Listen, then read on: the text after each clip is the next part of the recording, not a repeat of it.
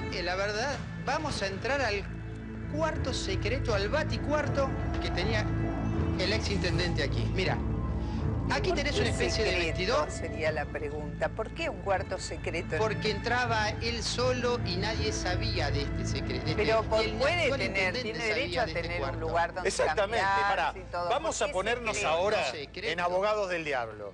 Los intendentes, que muchas veces viven más en la intendencia que en su propia casa, pueden construirse un lugarcito para descansar, Pero para lo raro estar es que sea tranquilo. secreto. Declaralo. Declaralo. Haces una puerta con una... Pero si lo declarás, se te intentan a colar todos. Che, vamos a jugar un truquito arriba. Bueno, entonces va a jugar truquito. Sí, pero escuchame una cosa. Llega el intendente nuevo y no le decís que tiene un despacho para utilizarlo. ¿Y cómo? Es secreto, si no sería voces. Sí.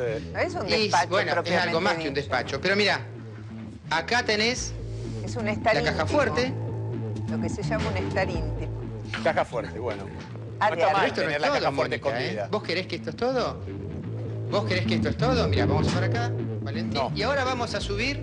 Venite, permíteme. Una escalera. Claro, ¿vos qué te crees? ¿Que esto terminaba acá? No, mira. No, después todo yo lo te que digo, hiciste, ¿no? aparte no, te quiero decir una cosa. El material, la madera, te digo, pero no lo tengo. Bah, sí, obviamente, aquí lo voy a tener en casa. Ébano. Pero costosísimo. Madera noruega. No sé, Guillermo. No sé, la verdad a mí me supera. A ver, toca la pared. ¿Durlock o cemento? No, cemento. Claro, claro. No le quiero pegar fuerte Infunable. para no partirlas, pero es cemento. Pero estamos en el quinto piso que la gente nunca supo que aquí está el quinto piso, ¿me entendés? Es un Este es el entrepiso. ¿Cómo no batisalón. vas a ver la gente que No, no. No, Mónica. No, porque Quinto piso que no Mónica, se de ve. afuera. Es un no tiene ventanas? quinto piso, Mónica. ¿Cómo? ¿No tiene ventanas Otra vez el lugar? perdiste. ¿Eh? Otra vez perdiste. Perdiste, Mónica, Otra vez tiene sí. Uy, ves, no mal. Ten Janela. Ya que pasamos el zorro por... Miren lo que es esto. Qué lindo lugar, ¿no? ¿Sí? Miren lo que es esto. Ah, bueno. Es un monoambiente, pero... Miren lo que es esto. Está Yo tal pedí cual- el sillón, pero la verdad no... Escuchame, no me lo ¿está tal quieren cual dar. estaba con el ex intendente? Bien el sillón. No. Yo creo que se han llevado... sí, el La tele mobiliario podría se estar ha viendo llevado América, en gran ¿no, parte, Guille? pero además Sí. ¿Qué tenía? tiene... Miren este cortinado. ¿A Aquí qué? están las ventanas, ¿ves? ¿Pero dan este al cortinado? exterior? ¿Dan al exterior las ventanas? Sí, Mónica, da al exterior. Sí, Mónica, sí. ¿No confías en mí? Sí, da. ¿Seguro? Sí. Pará, Sí, por ahí, podemos ver, se vio. por ahí por se ahí ve. es una pintura y un paisaje que supone ahí dar al Pero es de exterior. noche, chicos. ¿Pero qué es una...? Está todo Mira, oscuro es de ahí. noche, chicos. Ahí está. Mañana pido parte Ah, es de médico porque noche, me gripen claro. también ustedes, che. Qué cosa. Es el Mira, exterior. mira. ¿Qué se ve desde la ventana? Mira, ¿ves? ¿Ves? Se ve el consejo deliberante que está Ah, del bueno. otro lado. Ahí, ¿ves? Las luces. Hubo un cambio de ciclo político en la Argentina, un cambio de modelo político y de modelo económico en la Argentina. Y esta que ustedes ven es una postal de una manera de entender el poder que marcó el periodo anterior. Hay que ver si no termina marcándolo el periodo futuro, ¿sí? Pero Jesús Cariglino fue un intendente que fue dualdista, fue kirchnerista, después fue del Frente Renovador y ahora es casi un asesor de María Eugenia Vidal en la provincia de Buenos Aires. Bueno, a este señor es que le encontraron ese cuarto secreto. Uno puede decir, bueno, está bien, un intendente se pasa mucho tiempo en el municipio, tiene derecho a poder darse una ducha, a dormir una siesta. Sí, efectivamente. Lo que hace ruido, y esto ni siquiera es algo que vaya a merecer tal vez una denuncia penal, sino que es una crítica política.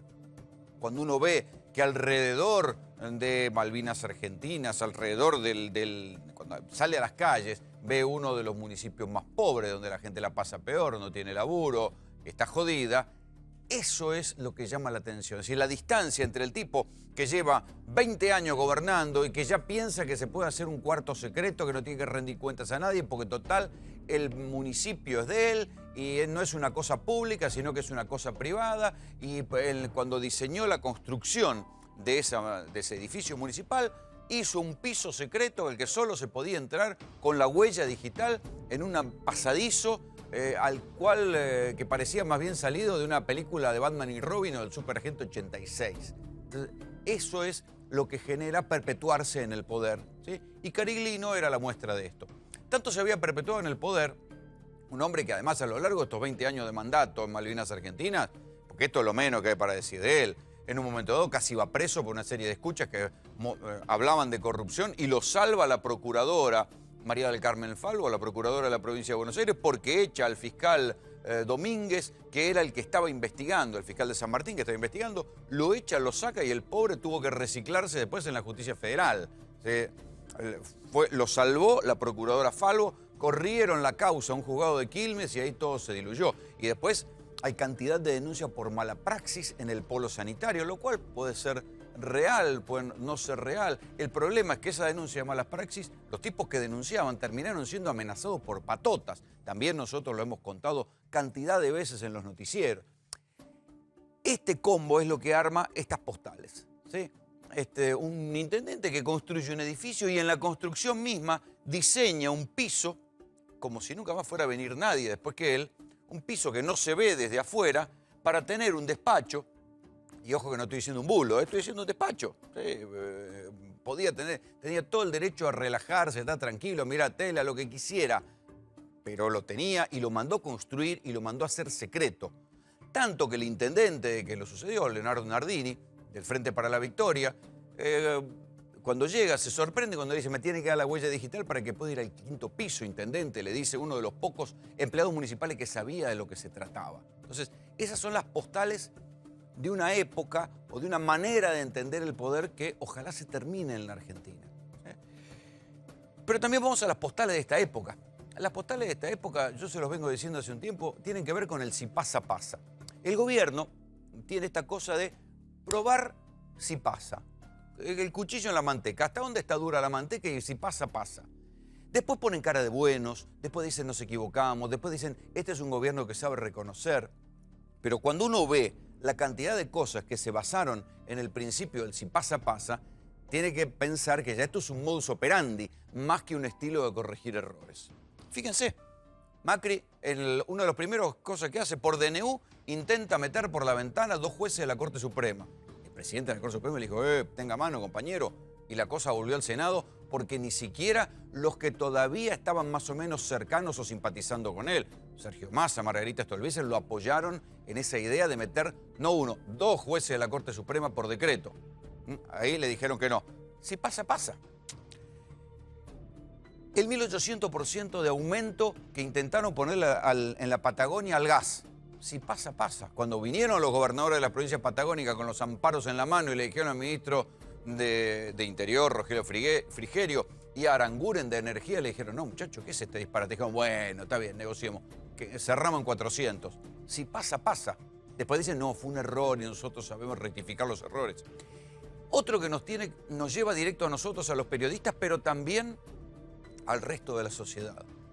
Tanto en el Congreso como en la provincia de Buenos Aires, en la misma semana, intentaron meter proyectos para que quien divulgue ciertos datos vaya preso o garpe plata.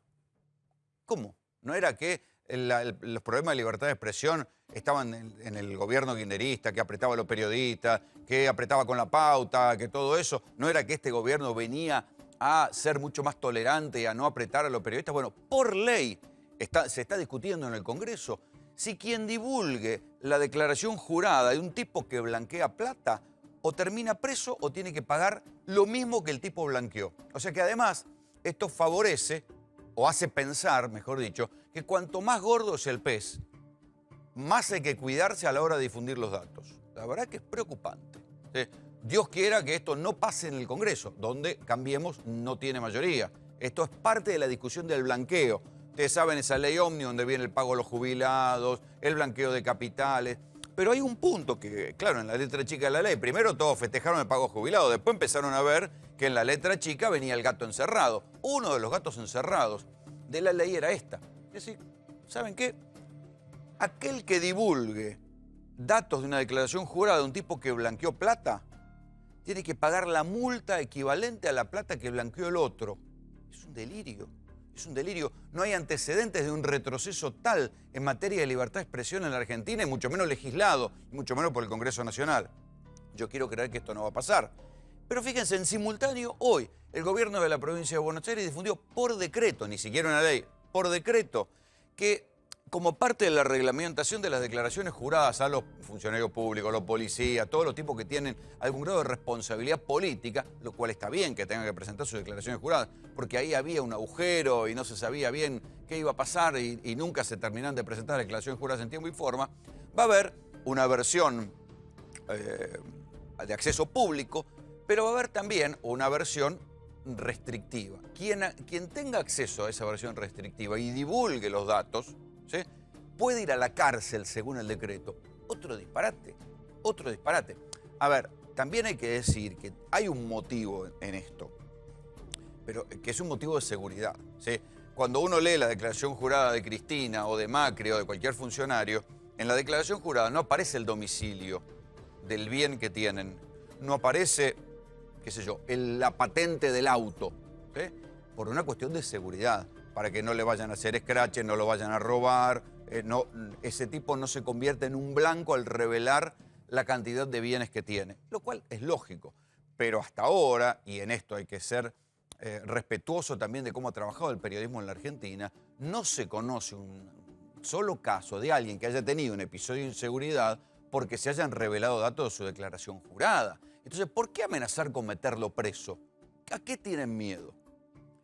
¿Será que tienen miedo o será que hay una cuestión de clase, de logia de un partido constituido por CEOs y por gente de mucho poder adquisitivo que quiere protegerse a sí mismo y que aprovecha las leyes para que si algo pasa ellos estén blindados? ¿Será que tienen miedo? Digo, es extraño. Por suerte también se armó tanto escándalo en la provincia de Buenos Aires y otra vez el si pasa, pasa, que María Eugenia Vidal, en el mismo día que había firmado el decreto, dijo que era un error técnico, pero como no lo había leído, si lo había firmado. El mismo día que la gobernadora de la provincia de Buenos Aires firmó el decreto, se armó tal escándalo que sacó un nuevo decreto corrigiendo y diciendo que era un error técnico el anterior. Si pasa, pasa. Bienvenidos. Esto es Tercera Posición.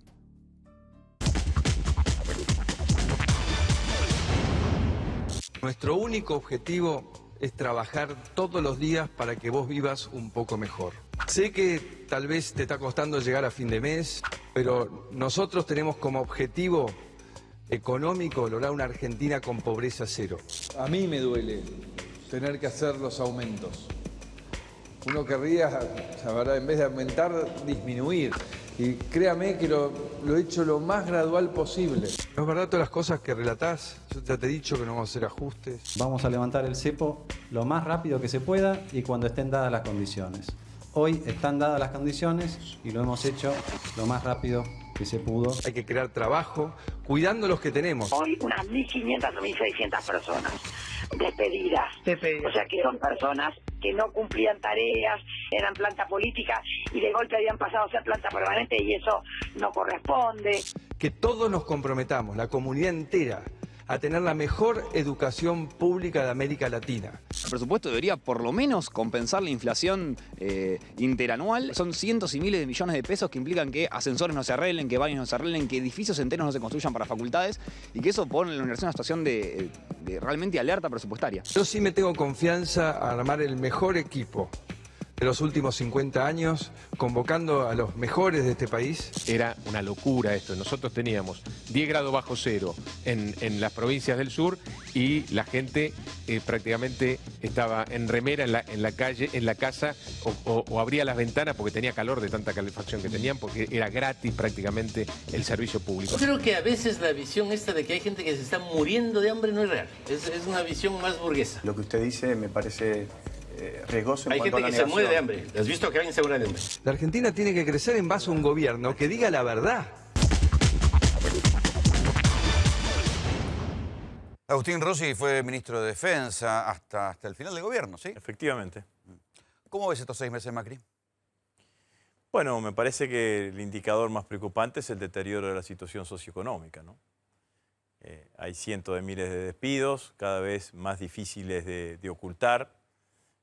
Hay una pérdida enorme del poder adquisitivo del salario, producto de la devaluación que aceleró los precios y producto de los tarifazos que impactan en el bolsillo de los contribuyentes, en el bolsillo de los ciudadanos, pero también impactan... ¿Imaginabas que iba a ser esto, el cambio de modelo económico? ¿O pensabas que iba a ser peor?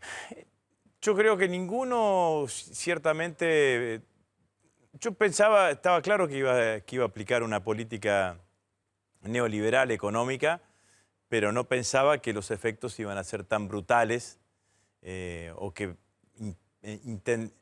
creía que iban a manejar una cuestión mucho más atenuada. Lo que se ha deteriorado la situación socioeconómica en la Argentina en estos 6 meses es notable, digamos, ¿no? Si el otro día... Sin embargo, no hay efervescencia social equivalente. Bueno, yo creo que en eso es la pesada herencia, digamos, ¿no? Me parece que en la Argentina, una Argentina que nosotros terminamos en el gobierno el 10 de diciembre con una desocupación debajo de 6 puntos, con un permanente crecimiento del poder adquisitivo del salario, con un sector importante de la sociedad todavía con capacidad de ahorro, hace que, por más que el salto de desocupados sean 2 puntos, 2 puntos y medio, estés con una desocupación del 8, 8 y medio, que no termina de generar ese tipo de impacto. Pero sí los datos de Orlando Ferrere, que nadie puede cuestionar como un consultor ligado al kirchnerismo, terminan siendo ciertos, que indica que el PBI va a decrecer menos casi 4,7, 4,8 puntos durante este año,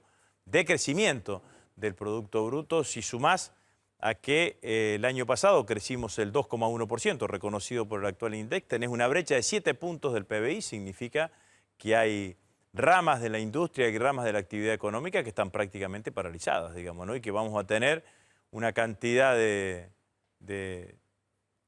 400.000 argentinos fuera de la economía, con pérdida de su puesto de trabajo. Porque lo otro que hay que analizar es que cuando se destruye trabajo, pierde el trabajo el que lo tenía, y también lo que todos los años se incorporan a la población económicamente activa no tienen posibilidades de ingresar. Sí, también es una bomba en cámara lenta. Se pierde el trabajo hoy y el deterioro de la calidad de vida tarda en sentirse. Y la realidad es que, bueno, el gobierno ahora lo ha reconocido. Hasta hace 2 semanas atrás, 3 semanas atrás hablaba del segundo semestre, ahora ya hablan del año que viene. Que no hay en el gobierno, no hay en las medidas económicas ninguna política, ninguna decisión económica que uno pueda visualizar, que uno pueda tener expectativa de que marquen una reactivación Ellos dicen que tienen otros problemas además el gobierno, porque ya los exportadores le están diciendo que el dólar quedó bajo. Si aceleran, si aumentan el tipo de cambio, se devuelve la inflación. Devuelve la inflación y no pueden bajar las tasas de interés. Entonces tienen una tormenta perfecta en contra, porque de la única manera que esto se sale es con crecimiento económico. Y no tiene todo dice que la inflación va a bajar. ¿Esto resuelve el problema? Pero no resuelve el problema que la inversión baje en base a una recesión económica de una caída de 4 puntos del Producto Bruto. Es la paz de los cementerios. Es la paz de los cementerios, porque de la manera que se resuelve esta situación económica es con crecimiento económico. Y en un mundo, que es lo que nosotros dijimos durante todo este tiempo, esta segunda década de este siglo es distinta a la primera década. La primera década tuvimos el mundo en crecimiento económico y precio de los commodities hacia la alta. En esta segunda década el frente externo está complicado. Bueno, cuando lo decían ustedes decían que era una excusa. Bueno, excusa porque la mala administración era interna. Pero es que ellos van a seguir diciendo lo que quieran, pero el frente externo está complicado. Si vos tenés el frente externo complicado porque tenés precio de los commodities hacia la baja. Y nadie compra. Y tenés, al contrario, no es que nadie compra, sino que tenés un mundo sobreestoqueado, que apenas abras un poquito la rendija de las importaciones, te van a vender... Bueno, pero eso va a pasar acá y va a servir para bajar la inflación. Y te vas a destruir puestos de trabajo. En la medida que vos alientes ese tipo de política económica, vas a terminar destruyendo puestos de trabajo. Lo que yo quiero decir, si vos, cualquiera, si tenés el frente externo complicado, tu política tiene que ser fortalecer el mercado interno. Y estos tipos lo que hicieron fue destruir el mercado interno. Han destruido el mercado interno. O están ajustando y cuando baje la inflación esto se va a reactivar. ¿Con qué? ¿Con la plata de quién? ¿Con la plata tuya? ¿Con la plata de quién? Con la plata de los argentinos se tiene que reactivar. Y si los argentinos se están quedando sin plata, porque te va a bajar la inflación en un lugar que ya está alto. Lo que tenés es pérdida del poder adquisitivo del salario. ¿Qué paritaria te recupera el 300, 400% de un tarifazo? Yo vengo de Rosario. 2 empresas de la línea blanca tienen suspensión de trabajadores. Asindar, la planta de Rosario, suspendió un turno. Bueno, dicen que tanto Rosario como Córdoba son ciudades muy complicadas porque exportaban a Brasil y Brasil está parado. Pero Asindar, que su mayor consumo su mayor venta era en el mercado interno, fundamentalmente por lo que significa el mercado de la construcción. Al parate del Procrear se le sumó, hay un 25% de caída de la actividad de la construcción. Eso lo tenemos más adelante de este programa. Otros datos, la Cámara de Bares y Restaurantes de Rosario le pidió a la intendenta que no habilite nuevos porque con los que hay no alcanza, sobran para satisfacer la demanda que hay. Acá está cerrando uno por día. Bueno, entonces todos esos datos son datos de lo que significa el enfriamiento brutal de la economía, cuyos efectos más gravosos no lo vamos a ver, no lo vimos ahora, no lo vamos a ver en el segundo semestre, lo vamos a ver recién fuertemente. El gobierno insiste mucho en que esto es culpa de la herencia que ustedes le dejan. Pero ¿cuál es? Incluso ha hecho un libro del Estado del Estado que te han dedicado unos capítulos, unos párrafos bueno, del Ministerio de Defensa. Yo creo que hay dos cuestiones, digamos, ¿no? Es práctica habitual o el ABC de la política que cuando ingresa un gobierno un signo político distinto, lo primero que hace es echarle las culpas al gobierno anterior. ¿Con un libro, con un informe y todo? Pero bueno, lo que sea, digamos, con lo que sea. Lo que pasa es que en general, ¿qué es lo que termina sucediendo? Cuando el gobierno nuevo arranca, deja de criticar al gobierno anterior para mostrar los resultados de su política. Estos son al revés. En la medida que pasan los meses, los resultados que tienen para mostrar son peores de lo que tenían el 10 de diciembre. Entonces lo que están haciendo es enfureciendo o aumentando el grado de crítica sobre la gestión anterior. Pero en algún momento los argentinos le van a decir, están gobernando ustedes. ¿Y vos qué tenés que decir para lo que dicen ellos del Ministerio de Defensa? Dicen que encontraron el Ministerio de Defensa donde no había... el ejército no tenía capacidad operativa, no había barcos y no había aviones en funcionamiento. Bueno, nosotros compramos el año pasado 4 barcos a Rusia, 4 remolcadores. La Fuerza Aérea no contaba con aviones, la Armada no disponía de barcos y el Ejército no tenía capacidad operativa en el territorio. Vamos por parte. El año pasado compramos 4 barcos nuevos. Hacía años que no se compraban 4... ¿Y llegaron? ¿Funcionaban? Llegaron. ¿Funcionaban? Por supuesto. ¿Tenían marineros, tenían capitanes? Bueno, pues es así. Es así. Miente ese informe. Miente el informe. Durante mi gestión teníamos un petrolero, el Patagonia, que lo refuncionalizamos y lo sacamos al mar. Cuando yo llegué al ministerio no había ningún submarino funcionando. Cuando me fui había 2 submarinos, el submarino Salta y el submarino San Juan. Dicen que no había aviones, que había 4 aviones y el submarino San Juan. Cuando nosotros nos fuimos había entre 8 y 11, según el día, aviones Pucará funcionando. Los aviones de defensa. Dejamos iniciado el proyecto de remotorización, de cambio de motor de los Pucará, que es un avión íntegramente argentino, propiedad intelectual del Estado argentino. Los aviones Pucará están en la base aérea de Reconquista. Los aviones Pampa están en la base aérea de... Y funcionaban. En la base aérea de Mendoza. Los aviones A4 están en San Luis, en Villa Mercedes. ¿Vos decís que funcionaban todos? Te voy a decir algo más. Vos viste que el ministro, con el embajador norteamericano, se sacaron una foto de un Hércules que vino de Estados Unidos refuncionalizado. Fue un contrato hecho en mi gestión. Lo pagamos nosotros, 75 millones de dólares, hecho en nuestra gestión y que vino el Hércules, Pero es enloquecedor, Agustín, porque digo, ellos dicen, informe textual, pero digo, no es una denuncia periodística, es un informe del Estado argentino de la nueva gestión. Lo voy a decir claramente. Si vos me decís no hay barcos, si yo te digo que se compraron 4 remolcadores rusos, están los 4 remolcadores rusos, entonces mienten. Entonces, ¿vos podés demostrarlo? ¿Podés demostrarlo? Por supuesto, si está la compra hecha. Vayan y búsquenlo, pregúntenlo al jefe de la Armada si están los 4 remolcadores que trajimos de Rusia. Es así. Dicen que la fábrica de aviones nunca fabricó aviones. Y que era un festival de contrataciones e hipertrofia. Eso también es mentira. Lo primero que tiene que explicar el ministro por qué puso una funcionaria de directora o de interventora unos meses y después la cambió. No sé qué pasó ahí. Tuvo 3 meses una funcionaria y después cambiaron. Pero ella es la que presenta el informe. Bueno, ¿y por qué la cambiaron? Si ella era la que presentó el informe. No sé por qué la cambiaron. ¿Qué pasó ahí? Tendrían que explicar. La fábrica argentina, no se puede debatir en estos términos. La fábrica argentina de aviones es una fábrica que nosotros recuperamos a partir del año 2010. Durante la intervención, la privatización de la Lockheed, la fábrica dejó de fabricar aviones. Eso fue durante el menemismo, un desastre, yo me acuerdo de eso. Dejó de fabricar aviones y se dedicó exclusivamente al mantenimiento, porque era lo que le generaba negocio. Nosotros desde ese momento retomamos una línea de trabajo que era la fabricación de los Pampa 3. El Pampa 2 y el Pampa 3, que es un avión de entrenamiento avanzado con dispositivos tácticos. Hay Pampa 2 y Pampa 3 volando. Se tiene que seguir intensificando esa línea. Estamos cerca, cuando nosotros nos fuimos... Pero la acusación es que el Ministerio de Defensa estaba lleno de militantes de la cámpora que no tenían nada que ver con la defensa. Pero eso es mentira. ¿Qué va a estar lleno de Esperá, militantes? vamos a ver pero esto. Pero eso es mentira. ¿Qué va a estar lleno de militantes? Vamos a ver, justamente se conoció lo de fabricaciones militares ayer. Véanlo.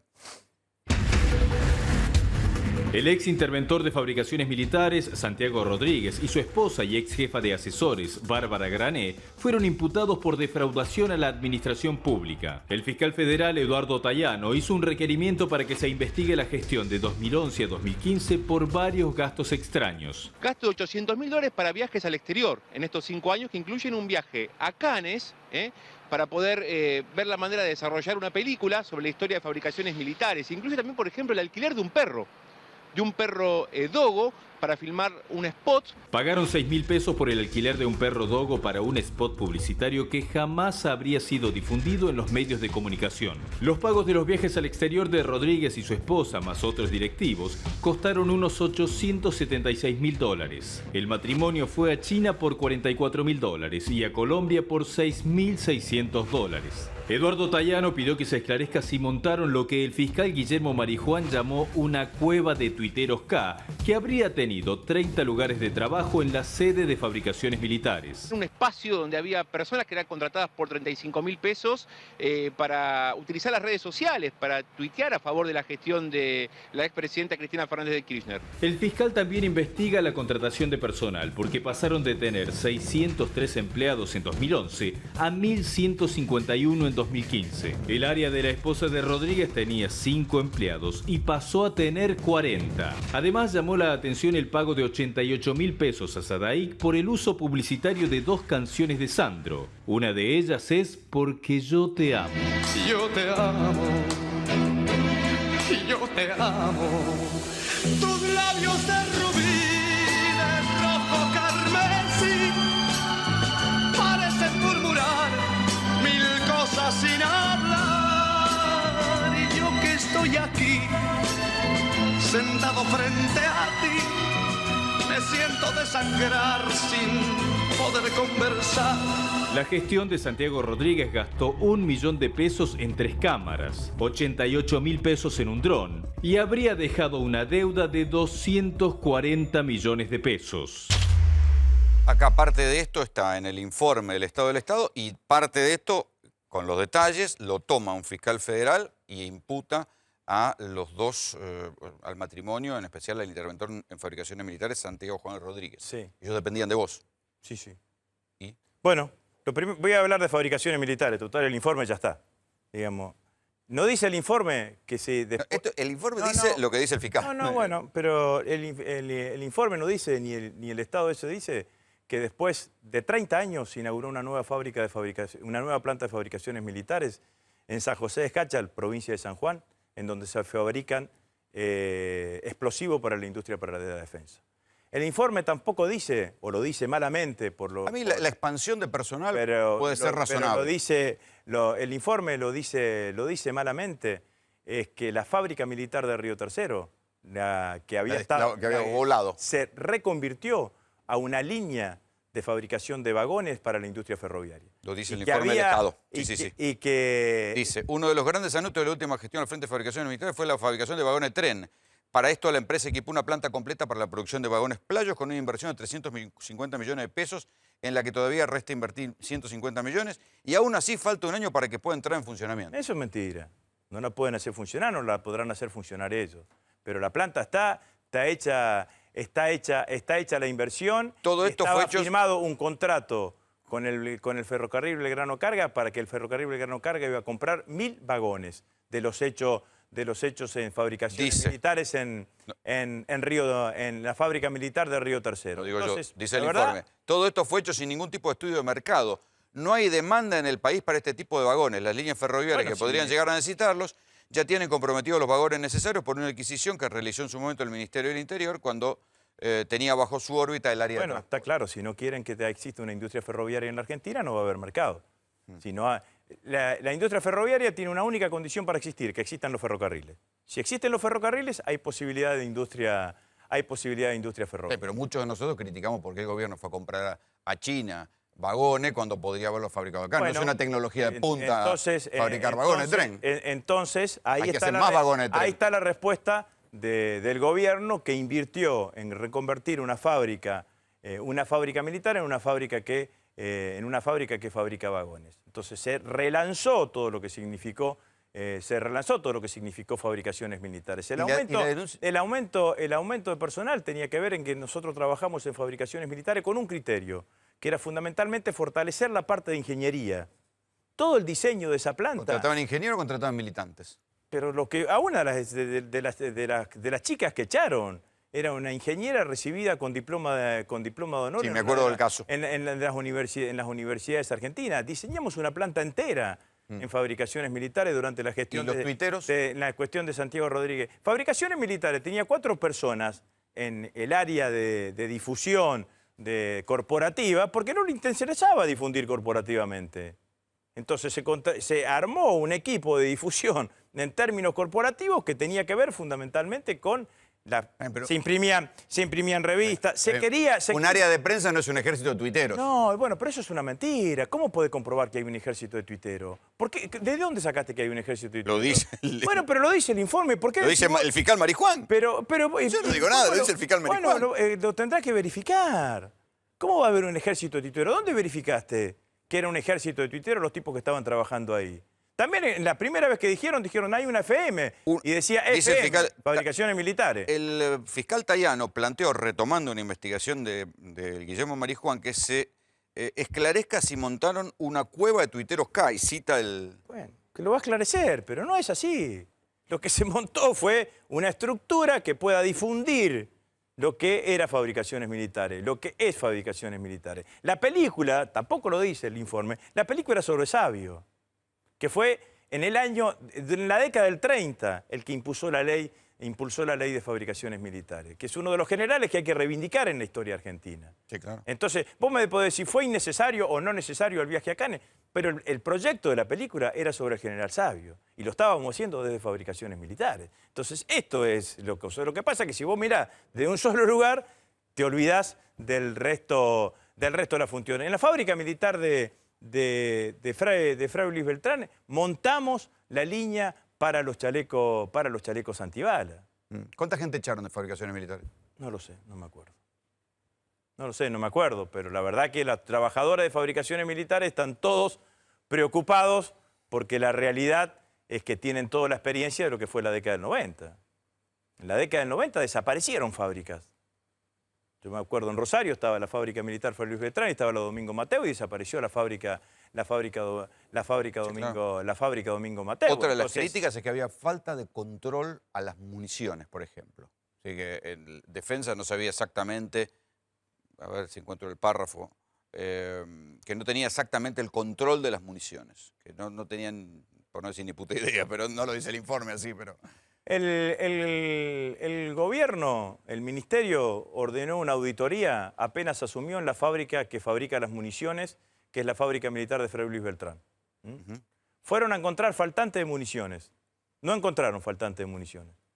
Encontraron faltantes de fulminantes. El fulminante es una parte de la munición, es la que hace estallar la munición. Que no se fabrica en la Argentina, que se importa al 100%. Hicieron la denuncia en la justicia. Fue la justicia. Hizo un allanamiento en la fábrica militar de Fray Luis Beltrán y encontraron el remito por el cual los fulminantes, en lugar de estar en la fábrica de Fray Luis Beltrán, estaban en Villa María, porque no había capacidad de alojamiento. Te dedican un párrafo. A ver. Por ejemplo, mientras Agustín Rossi estuvo al frente del ministerio, dice el informe oficial, en épocas de campaña electoral aumentaban los fondos transferidos a las universidades nacionales del Litoral y de Santa Fe, como queriendo decir que utilizabas el ministerio para hacer clientelismo en Santa Fe. Primero no fui candidato en la provincia de Santa Fe. En los 2 años y medio que fui, 2 años y medio que fui ministro de Defensa, no fui candidato en la provincia de Santa Fe. el único convenio que recuerde, puede ser que me falte alguno, que tuvimos con la Universidad Nacional de Rosario fue con la Facultad de Ciencias Médicas de la Universidad Nacional de Rosario. Pocos deben saber que en el Ministerio de Defensa y dependiendo de las Fuerzas Armadas hay 15 hospitales. No solamente el Hospital Militar Central, el Hospital Naval, el Hospital Aeronáutico, sino hay 15 hospitales desde Salta hasta Ushuaia.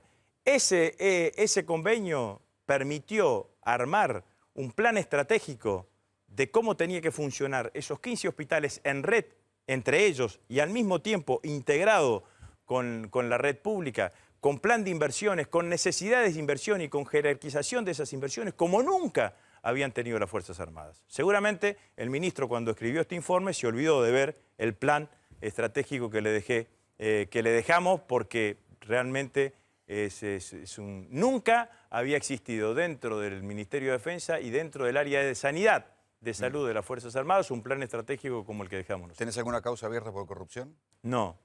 ¿No? No. No te puedo seguir preguntando nada. Gracias. Bueno, gracias, gracias. Agustín.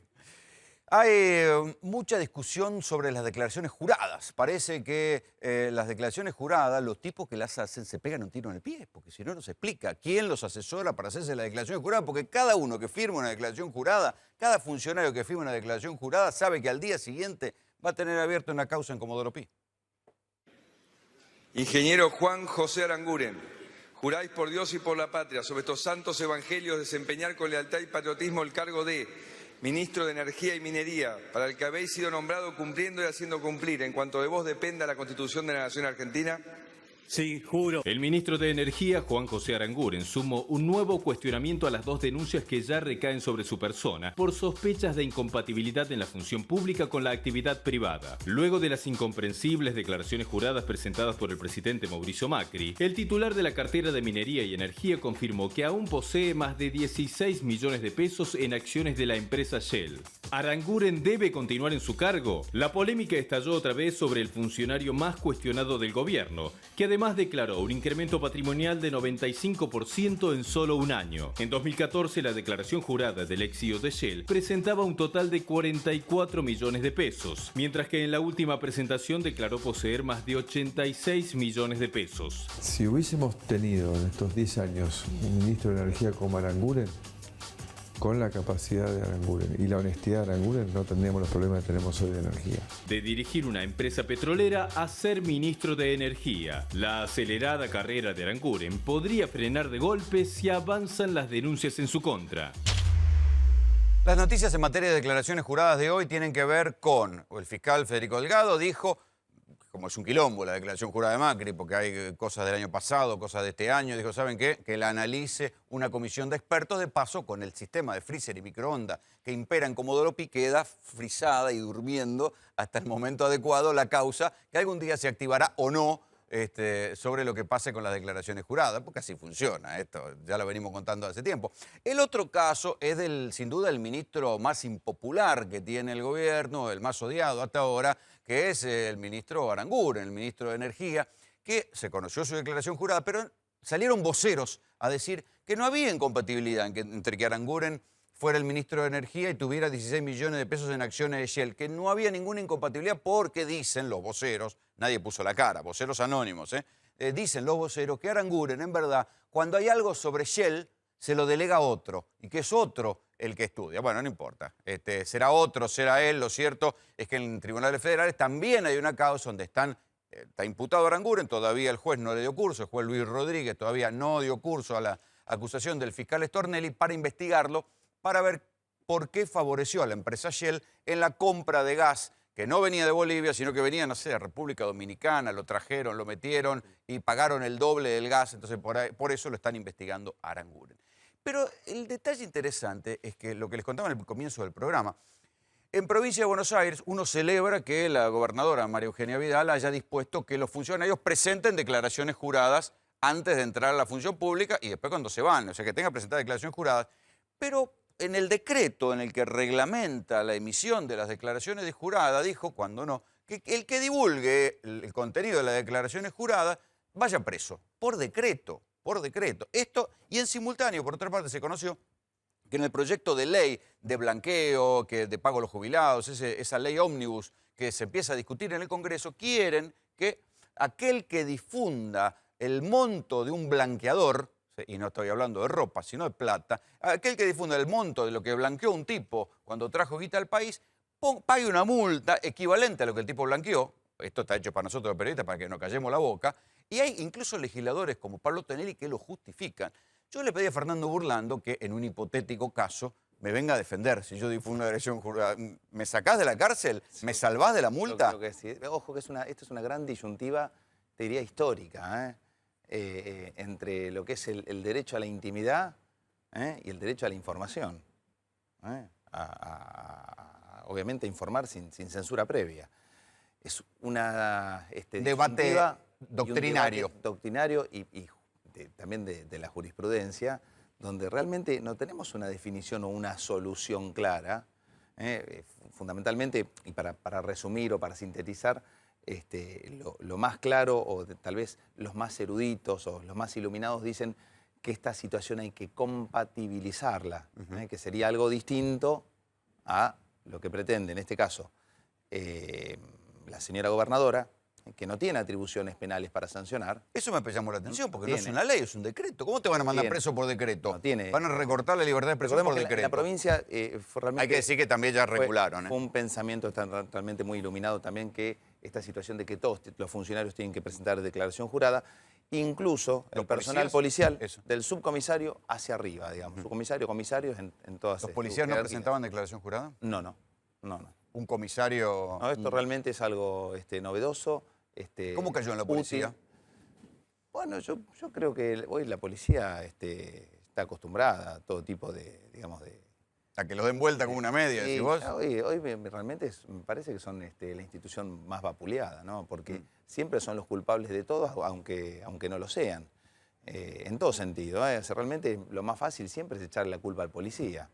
Y creo que gran parte del deterioro de las instituciones policiales tienen que ver con eso, ¿no? Porque realmente no se la ha tratado bien. De todas maneras, esta es una medida que para mí, y desde mi punto de vista humilde, acaricia a la policía. Qué mejor que brindarle a la sociedad la honestidad. Es más, no solamente lo haría con los subcomisarios, yo iría tal vez un poco antes para evitar futuros problemas. Con los jefes de calle, por ejemplo. Por ejemplo, que son jerárquicamente, digamos, le falta mucho para llegar a una subcomisaría. ¿Y en el caso del blanqueo? Bueno, en el caso del blanqueo... A ver, yo tengo el antecedente histórico. Hasta ahora, yo entiendo que no se revele dónde vive tal o cual persona, ni se diga la patente de su auto, porque ahí estaría en peligro su seguridad.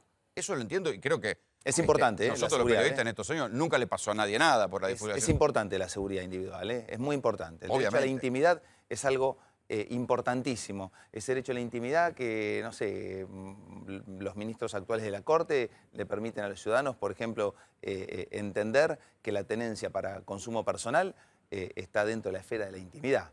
O sea, uno dentro de su intimidad puede hacer realmente lo que quiere. No, y la cuestión de seguridad, porque nosotros mismos entre colegas nos discutimos y nos puteamos cuando a veces alguien da en un móvil, da la dirección de la calle de un famoso. Poné un funcionario público, pero un famoso, un actor, revelan la dirección. Siempre digo que hay que establecer una clara y notoria diferencia. Una cosa es un funcionario público. El funcionario público debe saber hoy, también es una función deteriorada, vejada, es algo que realmente no ha crecido desde el punto de vista moral o ético.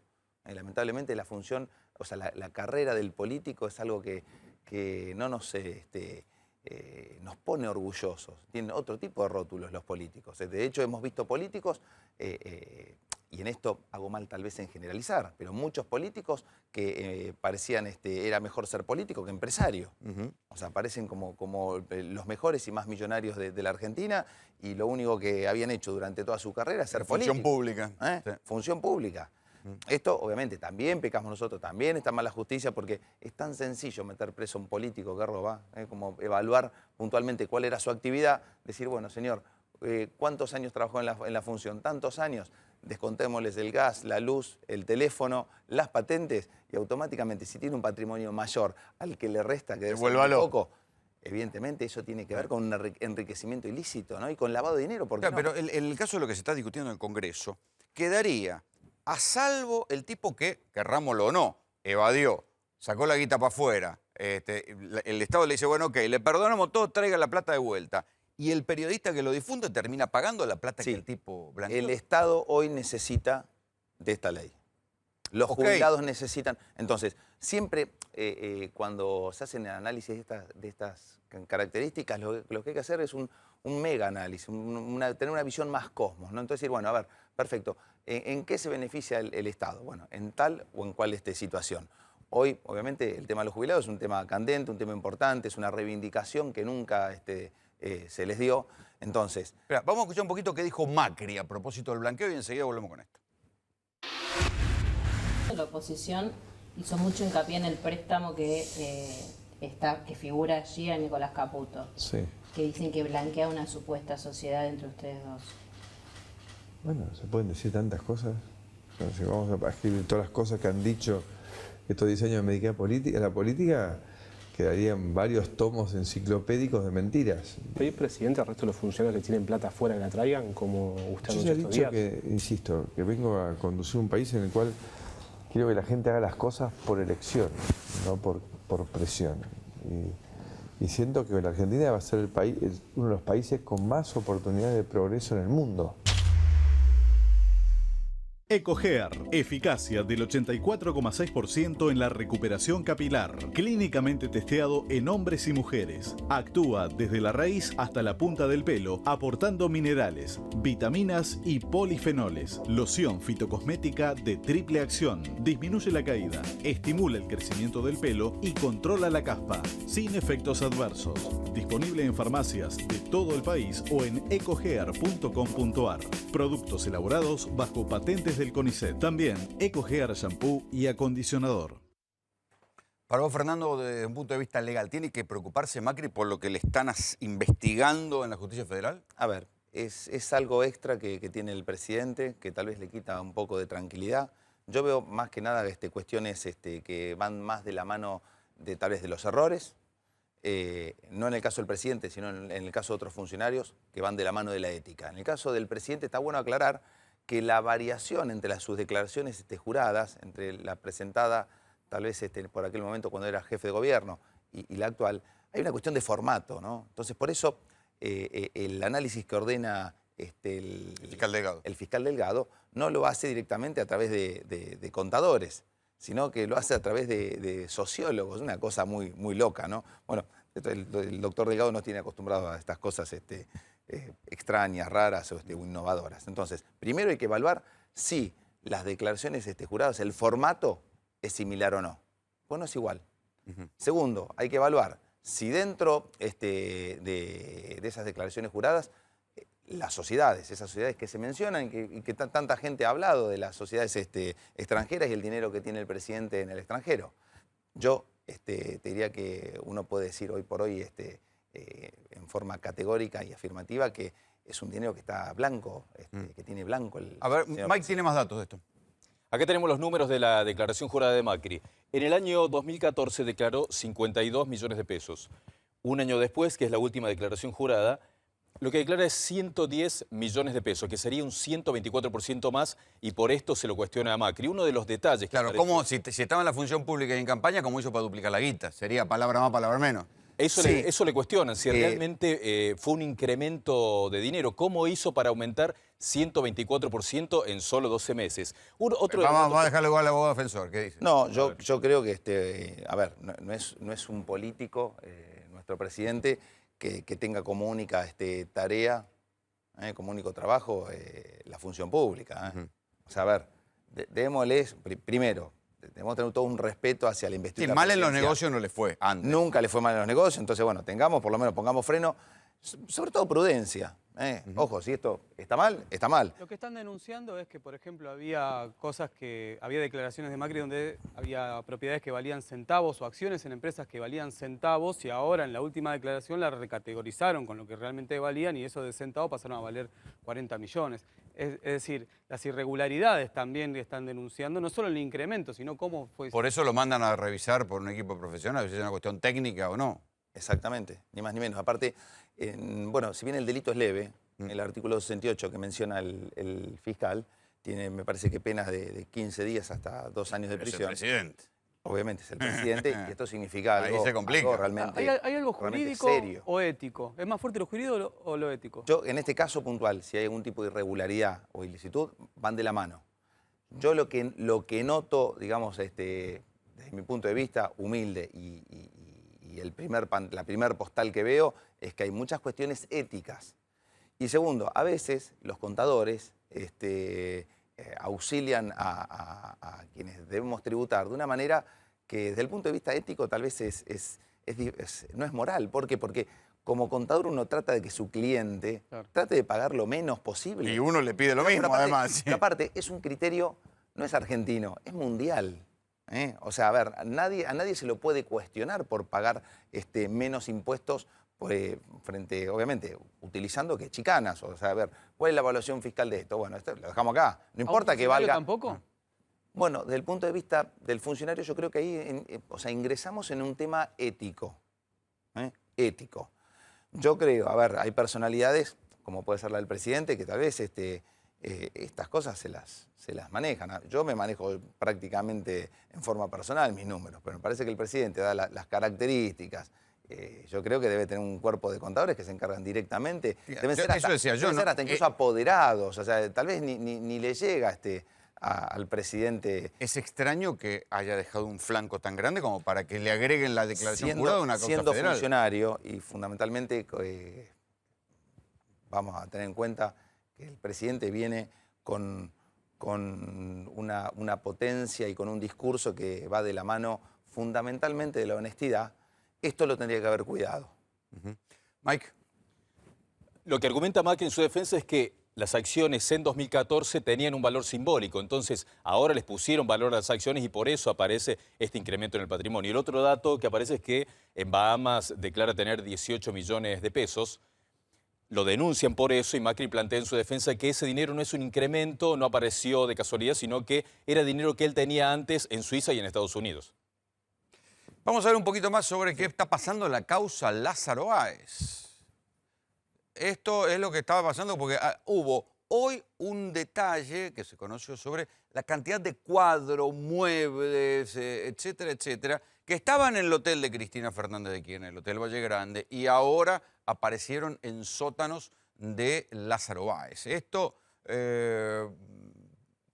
por ahora son detalles de color, porque se sabe que Lázaro Báez administraba el hotel de los Kirchner. ¿Vos estás de acuerdo con todo el embate que hubo contra Casanelo? ¿Pensás que Casanelo es un juez que está actuando de manera endeble en la causa Lázaro? No, yo creo que Casanelo tuvo actitudes diferentes y es notorio. Tuvo una causa que pudo haber avanzado y no avanzó, y ahora repentinamente avanza y en determinado sentido. O sea, no hay ningún tipo de duda de esa o sea, porque vuelvo a la postal, es la postal que vemos. O sea, hubo un gran tiempo de vacaciones, vaya a saber por qué. Apareció el video en el medio. Se pudo haber investigado, no sé. A ver, un video en esta causa es importante, pero no tanto. Hay muchas cosas más.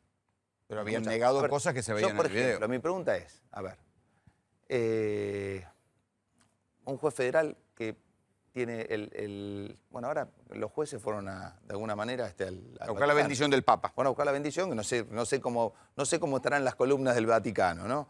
Pero más allá de los temblores que pueden haber generado en el Vaticano, el juez federal es una persona que tiene un poder, te diría, desmedido. Tiene mucho poder un juez federal. ¿Por eso Lázaro puede seguir preso? Tiene mucho poder. Yo siempre hago una comparación, viene Dios y en la tierra después vienen los jueces federales. Es así. Decime una cosa, tan complicado es. A ver, se hicieron procedimientos de todo tipo para buscar dinero. ¿Vos me vas a decir que Lázaro Báez no tenía dinero? Sí, tenía las estancias. Perdóname. Y las estancias pagan impuestos, o sea, tiene su familia, o sea, hay muchas cosas que son indicativas de que se maneja mucho dinero, por ejemplo, en esta familia. ¿Lícito o ilícito? Eso queda, digamos, el análisis háganlo ustedes. Yo, para mí, solo la cantidad de estancias declaradas hablaba de la superficie. No hablo de las estancias. Un tipo, bueno, a ver, avión propio. Lo reformulo. Un tipo que tiene avión propio, que tiene las estancias que tiene. Sí, una cosa, no va, puedo utilizar una terminología coloquial, sí. no tiene un canuto. ¿Qué la familia vive del aire? ¿Vive con una tarjeta de crédito? Pero ¿Está embargada? ¿No hay también como dos carriles en ese sentido? Por un carril va la parte judicial, el avance de la causa, y por otro también la expectativa mediática, es decir, todo lo que está generando los allanamientos, las topadoras, que se encontraron bolso con tierra, que Me el perro parece huele. que es un poco la noticia querida. ¿Por qué? Porque obviamente lo que pueden mostrar. Ahora, yo juez federal, ¿qué haría? Iría a buscar la plata. Porque vamos a decir que no hay plata acá, iría a buscar la plata. ¿Cómo ves Ahora, si no encontraron plata, ¿están investigando bien? ¿Cómo ves la estrategia de Lázaro de mencionarlo a Ángelo Calcaterra? Yo no creo que sea... A ver, yo en el caso puntual de Lázaro Báez, sin el ánimo obviamente, de ingresar en lo que es la estrategia legal de sus abogados, yo me preocuparía por defenderme yo. Más que atacar. Y sí, me tengo que defender yo. A ver, por ejemplo, se lo está acusando de determinadas situaciones. Bueno, es lo que están haciendo, están contestando puntualmente. No, pero a ver, vamos un poco más atrás. A ver, están diciendo que el dinero tiene que tener una procedencia ilícita para configurar este delito. Iría, pero a las corridas, desde el punto de vista de la prueba, tratando de acreditar todo lo que trabajé legalmente. A buscar el delito previo al lavado. No, a negar el delito previo. El juez a buscar el delito. Claro. Y Lázaro Báez tratando de acreditar puntualmente que todo esto es lícito. Él fue investigado en el sur. Hubo investigaciones que de alguna manera... Lo sobreseyeron. De alguna manera eso pone blanco sobre negro. O sea, hay que ver qué otro juez se atreve a hacer. Y hubo blanqueos a los cuales él se acogió. También, no estando cuestionado. Entonces, ojo, el tema es... ¿Está bien preso? ¿Es lógico que lo tengan preso? No, yo siempre lo dije, para mí está en la misma situación que la gente que está en libertad. O sea, realmente es una medida... ¿Es excesiva? Yo creo que es muy inquisitiva, creo que lo tienen como un rehén, porque, a ver, ¿por qué los demás coprocesados están en libertad? Explícame por qué. Bueno, los que no, Pérez Gadín y Chueco no. Bueno, evidentemente es una causa que tiene connotaciones políticas. Si vos querés llamarlo preso político, y no sé. No estamos tan... Bueno, perdón. Yo pregunté, a ver, hay un tema que tiene que ver con la investigación. Si la investigación fuera exitosa, Lázaro Báez no cuestionaría su mal detención. Si todas las demás investigaciones avanzarían como tienen que avanzar, o sea, porque acá evidentemente estamos hablando de este tema hace ¿cuántos meses? 2 años. Bueno, se dio un paso más, se fue en la investigación un escalón arriba. No, por eso digo, casi todos los allanamientos del sur no consiguieron nada nuevo. Se secuestró dinero. Yo no le quiero dar ideas a nadie, pero a ver, es tan burdo y tan sencillo como decir, mira, yo quiero saber dónde sacas la plata. Agarro, te pongo, no una persona, 100 personas que vos ni te das cuenta, y te sigo a ver dónde vas, qué hacés, qué no hacés. A vos, a tu hermana, a tu hermano, a tu familia, a tus hijos, a tus padres. No van a encontrar nada, pero... En algún momento, ¿quién sabe? No. ¿Quién sabe? Si encontrás algo, vamos y vamos. Bueno, pero en definitiva, son medidas de prueba que evidentemente acá o no se adoptaron, o nadie las conoce, o si las tomaron, evidentemente tuvo resultado negativo. Y si tuvo resultado negativo, yo personalmente ahí vería cómo lo evalúo, si a favor de Lázaro o no. Fer, gracias por venir. Por favor. Postales de la crisis, crece el juego. Vean lo que está pasando en Jujuy. Jujuy no es una ciudad turística. Sin embargo, en un radio de 6 manzanas hay 4 casinos. ¿Quiénes van a jugar ahí? Los más pobres. Primerita, compadre.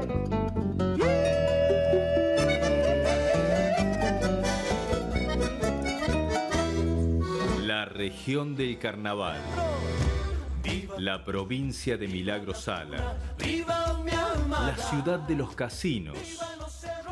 Jujuy, Las Vegas de los pobres. El mosaico social del territorio jujeño combina la tradición y la alegría con los conflictos y la pobreza. Yo sostengo que la quieren convertir en Las Vegas de los pobres, porque en realidad la pobreza estructural de esta provincia lleva 30 años por lo menos. No es una situación nueva, no se ha resuelto, insisto, en estos últimos 30 años. Y es llamativo que en una ciudad tan pequeña, son 6 manzanas en nuestro centro comercial, en 4 manzanas hay 4 casinos. Es que en Jujuy tenemos, según el gobernador de la provincia, lo dijo en campaña y lo dijo luego y después y demás, 85.000 empleados públicos, casi 100.000 planes sociales y solo 55.000 personas que viven del empleo privado. San Salvador de Jujuy está a punto de inaugurar su cuarto casino en un radio de 5 manzanas, en las que además hay 9 bancos con casi 20 cajeros automáticos en total. Hoy en la capital jujeña hay 3 casinos funcionando, uno en calle Belgrano al 700, otro en la calle paralela, Alvear al 500 y uno más en calle Güemes al 800. Ahora está a punto de inaugurarse el cuarto casino en calle Alvear al 800. Pero Jujuy, a ver, no es una ciudad turística 100%. La gente va a jugar a Jujuy de otras localidades, se acercan a San Salvador a jugar.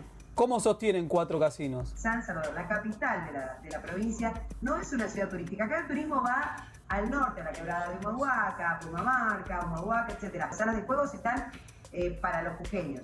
Lo más grave de todo esto es que uno de los casinos, de los 4 que te nombré, está por ser inaugurado, que queda al lado. Pero, a ver, Facundo, cuando te digo al lado, es al lado. Pegado. Exactamente al lado, pegado a la medianera de 4 cajeros automáticos donde cobran los empleados de la administración pública. ¿Hay alguna legislación que regule dónde debe estar instalado un casino? No hay una regulación de ubicación de casinos, no existe. El problema es que el juego está provincializado, o sea, no hay una ley federal del juego, entonces cada provincia tiene su regla propia.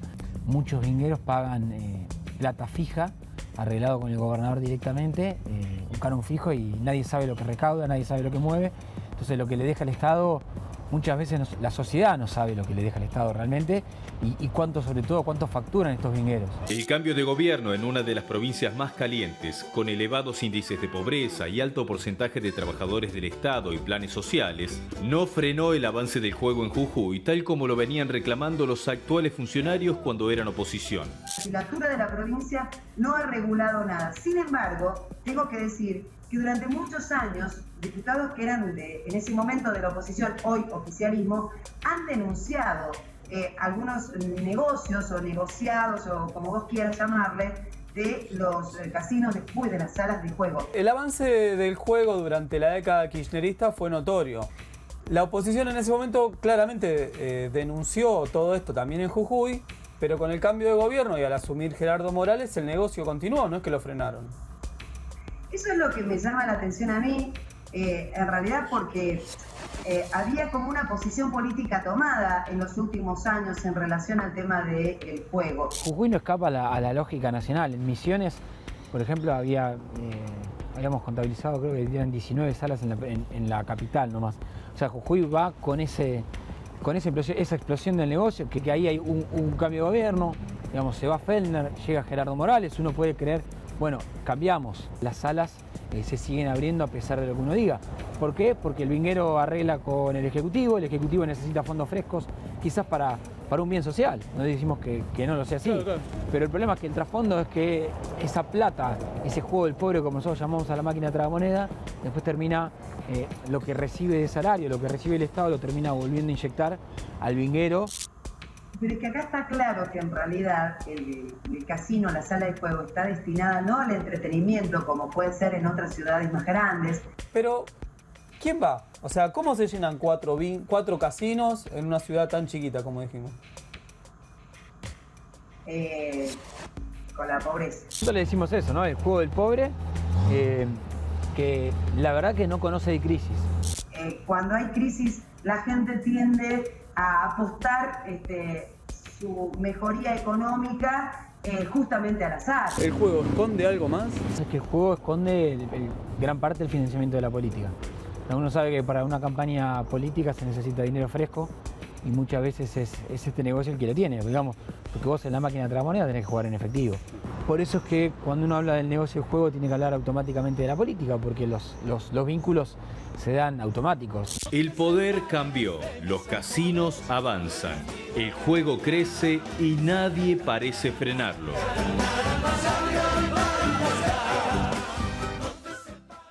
Claro, hay una realidad y es que en campaña está bueno criticar el juego y criticar lo que hace el gobernante con el juego. Ahora, después cuando llegan al poder todos se olvidan de lo que habían dicho y esto, Facundo, es lo que está pasando en Jujuy.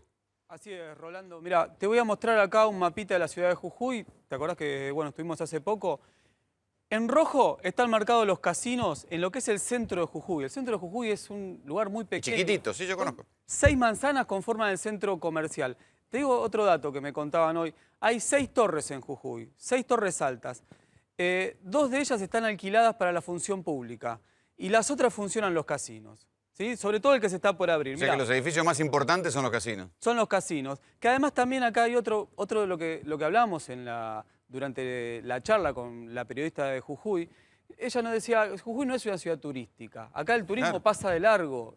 La gente no pernocta en Jujuy.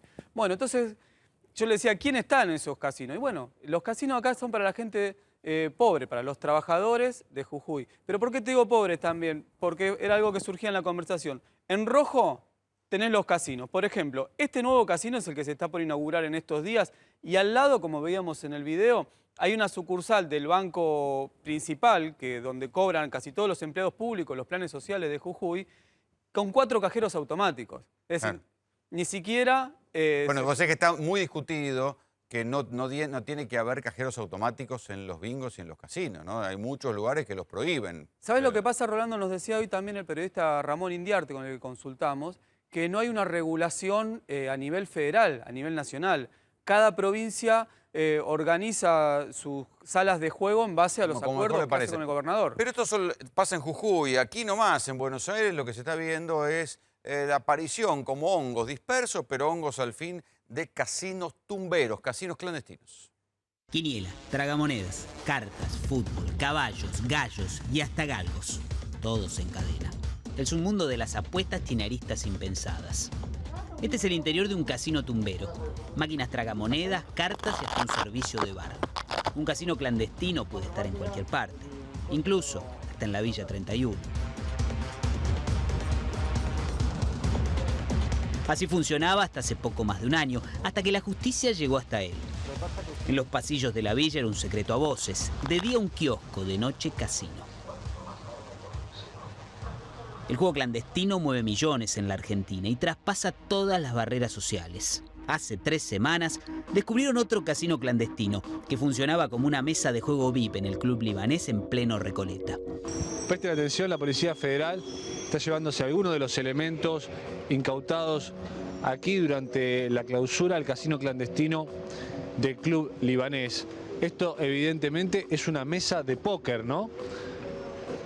Parte de los elementos, aquí los vemos, clarísimo, son las pruebas de que aquí funcionaba al menos una mesa de póker. En Junín 1462 se escondió un verdadero secreto, aunque los habitués lo llamaban la mesa Recoleta VIP. Aquí donde debería funcionar un club, el Club Sirio, funcionaba una mesa de juego y por eso clausurado el lugar, sino que había una aplicación que los apostadores podían bajarse de internet para jugar en la versión privada, en la versión online. Se secuestraron naipes de póker y fichas plásticas de juego de ruleta, y cada jugador tenía una contraseña para ingresar a las apuestas online. Así se juegan apuestas en los campos de la provincia de Buenos Aires. En medio de un ambiente gauchesco, todos estos personajes están apostando por caballos. Las organizaciones incluso utilizan niños para levantar las apuestas. En estos videos puede verse cómo los hacen trabajar. El 1 está, me faltan los 3. Si era el 1, el 2 y el 3, Al maltrato animal se suman las carreras clandestinas donde las apuestas se realizan todos los fines de semana. ¿Lo estuvieron preparando bien toda la semana? Sí, ya tiene una semana, pero ahora va a descansar. Va a descansar como 2 semanas para que quede bien así.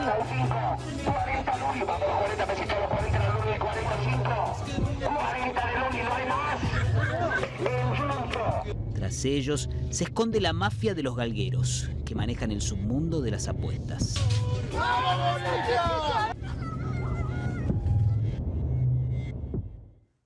Darío Giustosi es diputado nacional de Juntos por la Argentina.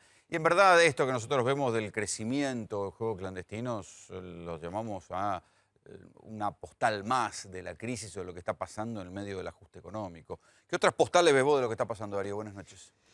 La verdad es que, a ver, esto es un escándalo en la Argentina. En los últimos años la proliferación del juego tiene que tener un límite, porque además lo pagan los que menos tienen. Además, digo, hay un papa argentino y la iglesia está en contra, imagínate. Es solo recreativo para los que tienen altos recursos. El juego no es recreativo para los sectores medios y de bajos recursos. Es peligroso. Es un vicio de alto costo y que además les hace decrecer su calidad de vida. Porque ¿Cuál es el costo y el daño que genera? No, es terrible. No, es terrible. Se consumen gran parte de sus ingresos, generan divisiones en las familias. Obviamente se induce a malos ejemplos hacia los hijos, hacia las nuevas generaciones. Además, porque el tipo que Pero juega... además vos te encontrás, yo no quiero, digamos, puntualizar ningún caso, pero vos te encontrás con bingos o salas de juego autorizadas por el gobierno que defiende el interés de todos en lugares en donde claramente, o en sectores, o avanzado en sectores, en donde claramente es un perjuicio para la población. Claro. Así que yo esto rápidamente...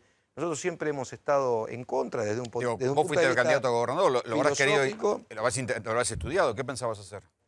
Yo pensaba limitar el horario y el tiempo de funcionamiento, teniendo en cuenta de que limitar el juego legal o reglamentar el juego legal no termine generando juego clandestino. Porque esto es así. Si vos aumentás la regulación, también por otro lado prolifera la irregularidad. Por lo tanto, prohibir del todo, ¿no? Claro, lo que ha terminado lo que pasó ahora es que esto se transformó en una bola de nieve que nadie puede parar porque la cantidad de recursos que maneja alcanza como para poner contento a muchos, digamos, de los que toman decisiones. ¿Qué relación hay con esto que decían sobre la caja política? Que también tener una buena relación con un vinguero a los políticos les conviene por tener plata. Porque todos lo critican en campaña y después llegan y arreglan. Miren, hay que prestar atención dónde hay y dónde crecen. Yo cuando llegué ya había un derecho, yo llegué a la intendencia, había un derecho previo, digamos, que tenía, porque ya había una sala de bingo, pero querían abrir 2 o 3 más y durante mi periodo, aún hoy, no se ha hecho. O sea, los intendentes que vinieron posteriores a mí no lo han hecho. En mis 6 años... O sea, un intendente puede limitarlo. Ni se les ocurra. Espera, hay una ¿un intendente puede limitarlo hay una ley provincial, pero si vos no le habilitás a nivel local, si no cuentan con el apoyo del intendente, es muy difícil que lo puedan hacer. ¿Y la nueva administración? Entonces, yo creo que ahí hay que tener muy en claro, primero, salas de juego de las características que han proliferado en la Argentina, puestas en barrios, en pobladas de las características que se ha hecho, es realmente un escándalo. Esto hay que pararlo cuanto antes. Nosotros creemos que además, al mismo tiempo, en periodos en donde la salvación a partir del juego parece un estímulo que por otro lado... La gente está desesperada y por otro lado sabemos que ese es un callejón sin salida. Vamos a volver un poco a la política nacional. Vamos a hablar del segundo semestre, ¿no? Porque el segundo semestre ya está entre nosotros y los cambios no han llegado.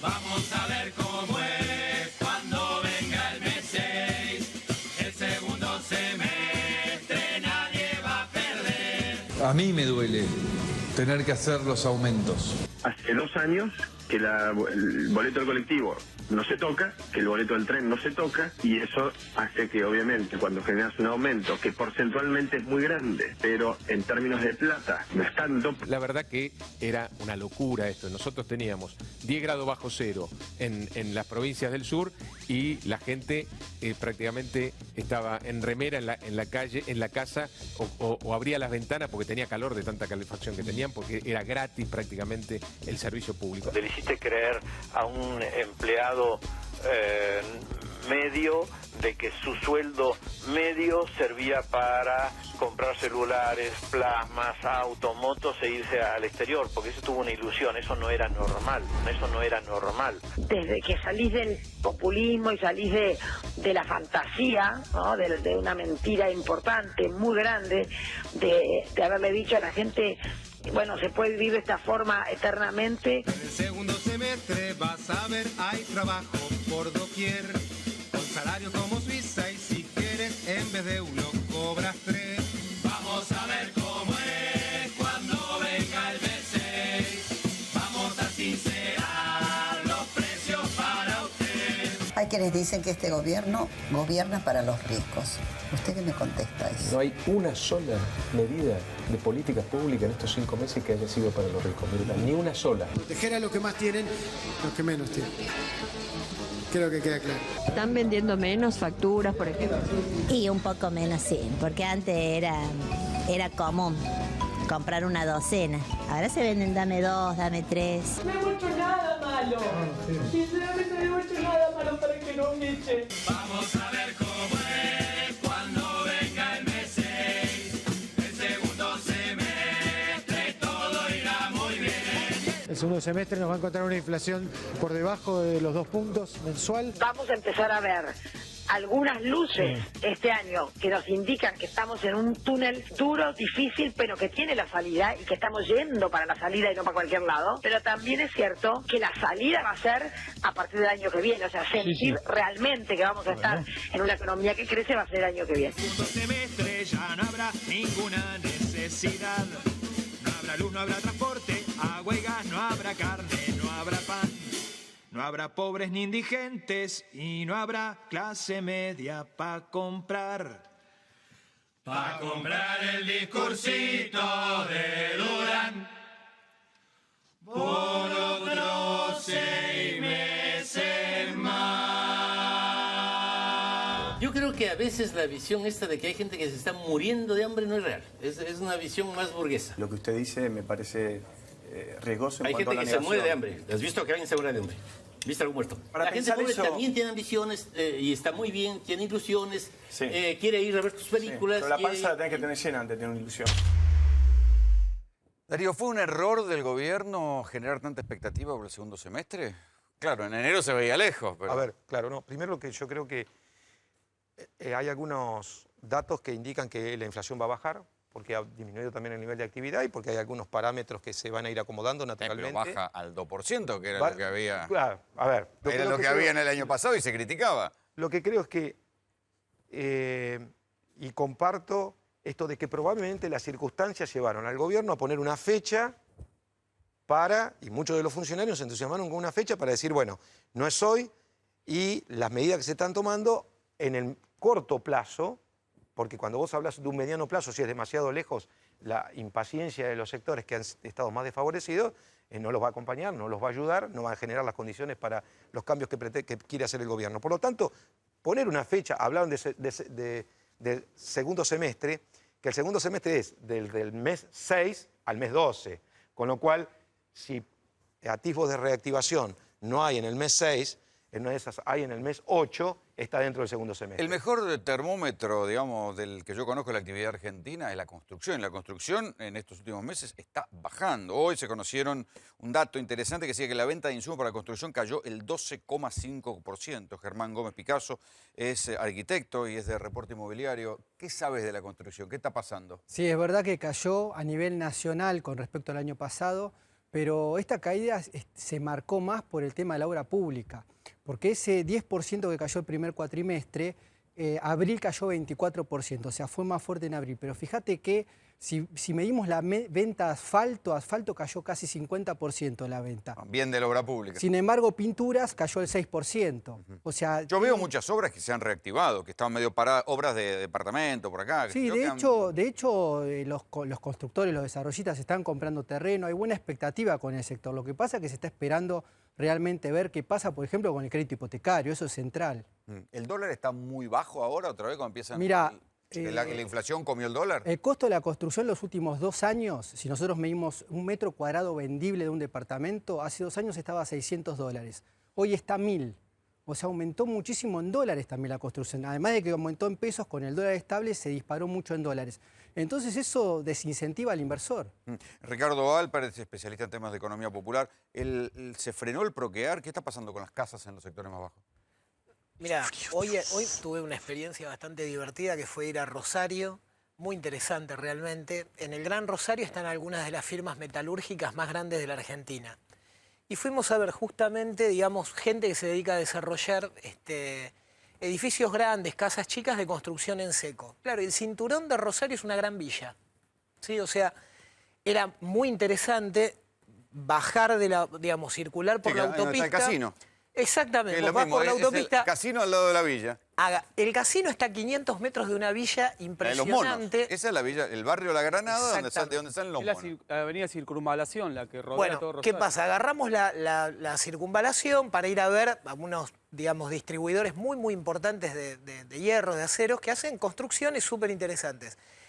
¿Qué es lo interesantísimo? Que en términos muy concretos, la estructura de una casa contemporánea, moderna, de caño estructural, que podría reemplazar cualquier casa de una villa, vale menos de 100.000 pesos. Ahora, no hay ningún plan para que la gente que está en la villa pueda comprar esa estructura a menos de 100.000 pesos, pero menos de 100.000 pesos de verdad. O sea, es el colmo estar en el distribuidor y decir, che, pero ¿cuánta gente de acá podría estar comprando acá a 50 metros? O a 1.000 metros o a 2.000 metros. Esa es una. Y la otra es, que a mí me parece que es muy importante. Fíjate que esto te habilita algo, que es la política pública no pasa porque el Estado tenga plata, pasa porque el Estado facilite mecanismos de financiamiento para que los argentinos compren trabajo argentino. Que ahora está frenado. No, el Procrear fue el Procretrap. Era una trampita, pues estaba mal hecho. Ojalá hubiera sido, quiso ser. Los que contribuimos a que existiera queríamos que fuera, pero no fue, no llegó a ser nunca. Fue una ilusión y un relato... Pero se construyeron varias casas. Se construyeron una cantidad tan ínfima respecto de la demanda por mentir con la inflación que no sirvió. ¿Cuántas se construyeron? Y 100 y pico de mil. Es un buen número. Y con una demanda creciente en 50.000 unidades. 3 millones de déficit. Claro, y un déficit de 3. Perdona, pero déjenme contar algo más del Gran Rosario que es interesante. Hay una ruta que es la ruta, la llaman la ruta de la soja. ¿Se entiende? ¿Qué pasa por un montón de pueblos que son grandes productores de soja? Y el muchacho que nos llevaba en auto, distribuidor de aceros, pero que anda obviamente, digamos, correteando aceros por toda la ruta de la soja, porque es donde se fabrican todas las máquinas, digamos, rurales de la Argentina, o gran parte, te decía, che, es muy raro porque en la ruta de la soja, el año en que se vuelve a apostar al campo con la devaluación, no están ensanchando la ruta. Y acá nuevamente el error. No tiene problema el sector productivo en pagar una contribución por mejoras cuando la cosa se hace. Entonces, sino cuando va la renta general del Estado. Claro, y lo que creo que no estamos discutiendo es eso. Seguimos pensando que el Estado solamente puede hacer cosas cuando tiene plata. ¿Se reactiva la economía con obra pública en la provincia de Buenos Aires? ¿Alcanza o es una gota de agua en el mar? No, sí es... Hoy que se fueron a endeudar por 500 millones de dólares. Da resultado porque, bueno, es una regla básica de la economía. El keynesianismo, digamos, la incorporó ya como un dato de la realidad, que es la demanda agregada por parte del Estado genera actividad económica y a partir de ahí finalmente impacta en todos los sectores. Es un dinamizador de la economía. ¿Ese es el plan de Vidal? No es inmediato. Y bueno, creo que además no es solamente, porque además, mira, se dio en España, que cuando se incorpora a la Comunidad Económica Europea, por cada peseta que invertía el sector público, había 5 pesetas que invertía el sector privado. Lo dice muy bien él.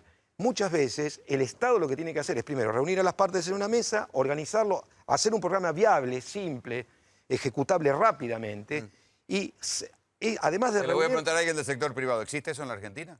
No, yo creo que vos hablabas del termómetro, que la construcción es un termómetro, pero es un termómetro tardío en realidad.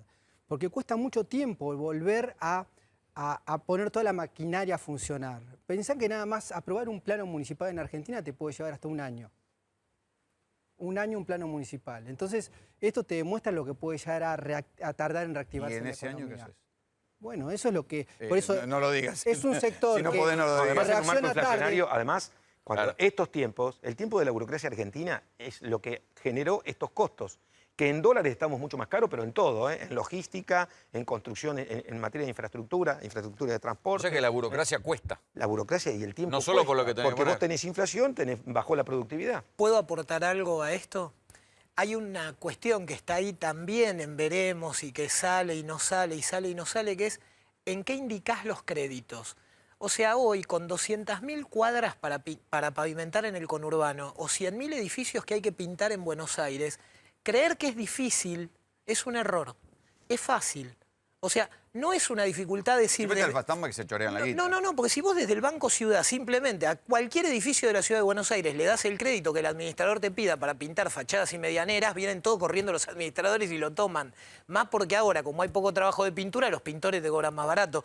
Perdóname, el mito es... Y lo que hay que desterrar, y el problema es si el Estado tiene que tener plata para crear empleo. Keynes... El plan Marshall no es que Estados Unidos le dio a Europa un montón de plata, es que le dio un montón de plata que no era tanta y Europa la hizo girar un montón de veces. Giro, dinamiza la El economía. problema es el giro del dinero y lo que nosotros no estamos haciendo es ver cuáles son las opciones que el Estado tiene para hacer que la guita circule. ¿Quién está comprando casas hoy en la Argentina? ¿Solamente la clase media alta? Hoy se está vendiendo un poco más que el año pasado, se reactivó, pero es el mismo segmento que compró los últimos 10 años, el inversor clase media alta.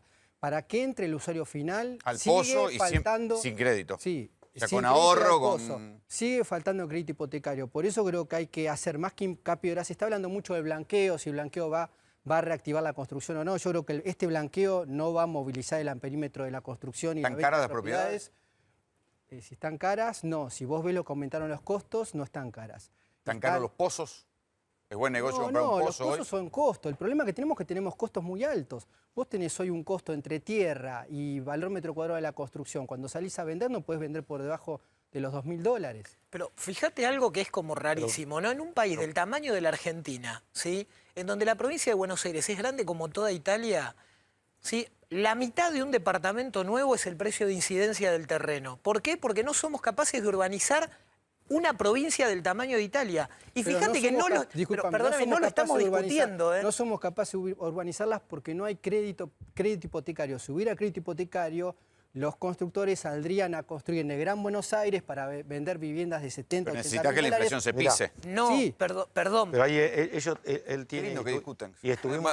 Perdóname, en cualquier momento te sacamos. Acá. No, sí, le traigo unos platos y se tiran. Estuvimos charlando unas cosas interesantes fuera de cámara, porque nosotros tuvimos experiencia y trabajamos sobre eso, que lo que hay que hacer cuando hablamos de reunir a las partes, muchas veces el Estado no tiene que poner plata. Lo que hay que crear son las condiciones, hay herramientas jurídicas. El marco legal, los claro. fideicomisos. Por ejemplo, Exacto. el blanqueo puede ser una muy buena oportunidad. También es una oportunidad siempre que hay movilización de capitales. Por ejemplo, cuando tuvimos los mejores términos de intercambio de la historia económica argentina, con una soja casi por encima de $500, también una oportunidad para generarle a ese productor que vos viste en la ruta de la soja, que lo que obtenía como rentabilidad lo ponga en un fideicomiso para mejora de la infraestructura productiva y también de la infraestructura social. Pero no solo, poniendo la plata, teniendo un retorno. Claro. O sea, obteniendo Sí, nadie la una va a tasa de regalar. interés, una tasa de interés de ganancia.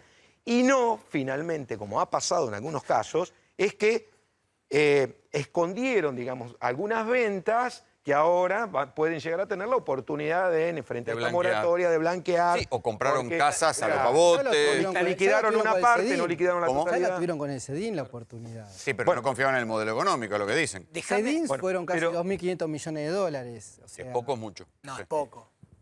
Es poco, es poco. Para Pero inmuebles se puede es blanquear mucho. un poco, ¿se puede llegar a la cifra de $20.000 millones en el blanqueo? A ver, lo primero que hay que dejar de decir con el blanqueo es que está mal. ¿Se entiende? Porque hay mucha gente, hay mucha gente livianamente diciendo el blanqueo está mal. No, mal está nuestro sistema tributario. ¿Se entiende? O sea, nuestro sistema tributario es simple. Vos declarás que tu casa vale por valor fiscal y le preguntás a tu contador cuánto declara un departamento en Caballito de 80 metros. Te dice, 80 metros en Caballito, ¿sí? 110.000 pesos. Bien, buenísimo. Lo vendés en $110.000, ¿sí? Hay una distancia 15 a 1. a ver si nos entendemos, nuestro sistema tributario es tan idiota, pero tan idiota, y hace 30 años que decimos que hay que modificarlo, pero ¿se discutió en el Congreso la modificación de cuajo del sistema tributario en los últimos años? No. No, pero está, se anima. Está abriendo ahora este capítulo a partir de esta de la Pero por eso discusión de esta ley. Pero por eso lo primero es dejemos de decir que parecería que el blanqueo está mal. No, está mal el sistema tributario. En el marco de eso un blanqueo es obligatorio porque la mitad de la guita de los... Si vos sumás todas las casas se compran... Rolando, si vos juntás toda la guita declarada por bienes personales en el país, yo estoy seguro de que no comprás Belgrano y Caballito. ¿Se entiende? Entonces, o blanqueás o no podés Ahí Germán tener se ríe, ¿verdad? No, sí, es verdad. Es así, Sí. pero lo peor es que lo sabemos todos, chicos. Es Darío tremendo, también. porque No, todos pero no lo es- sabemos. a ver, para aclarar para esto de que lo que no está mal y lo que no está bien. Primero, el blanqueo habla de fondos lícitos. Claro. Primer tema. Claro. Estaría mal si fuese O sea, de fondos no- ilícitos. no puede choreo, ser no narco. producto de la corrupción, producto del narcotráfico, producto... No.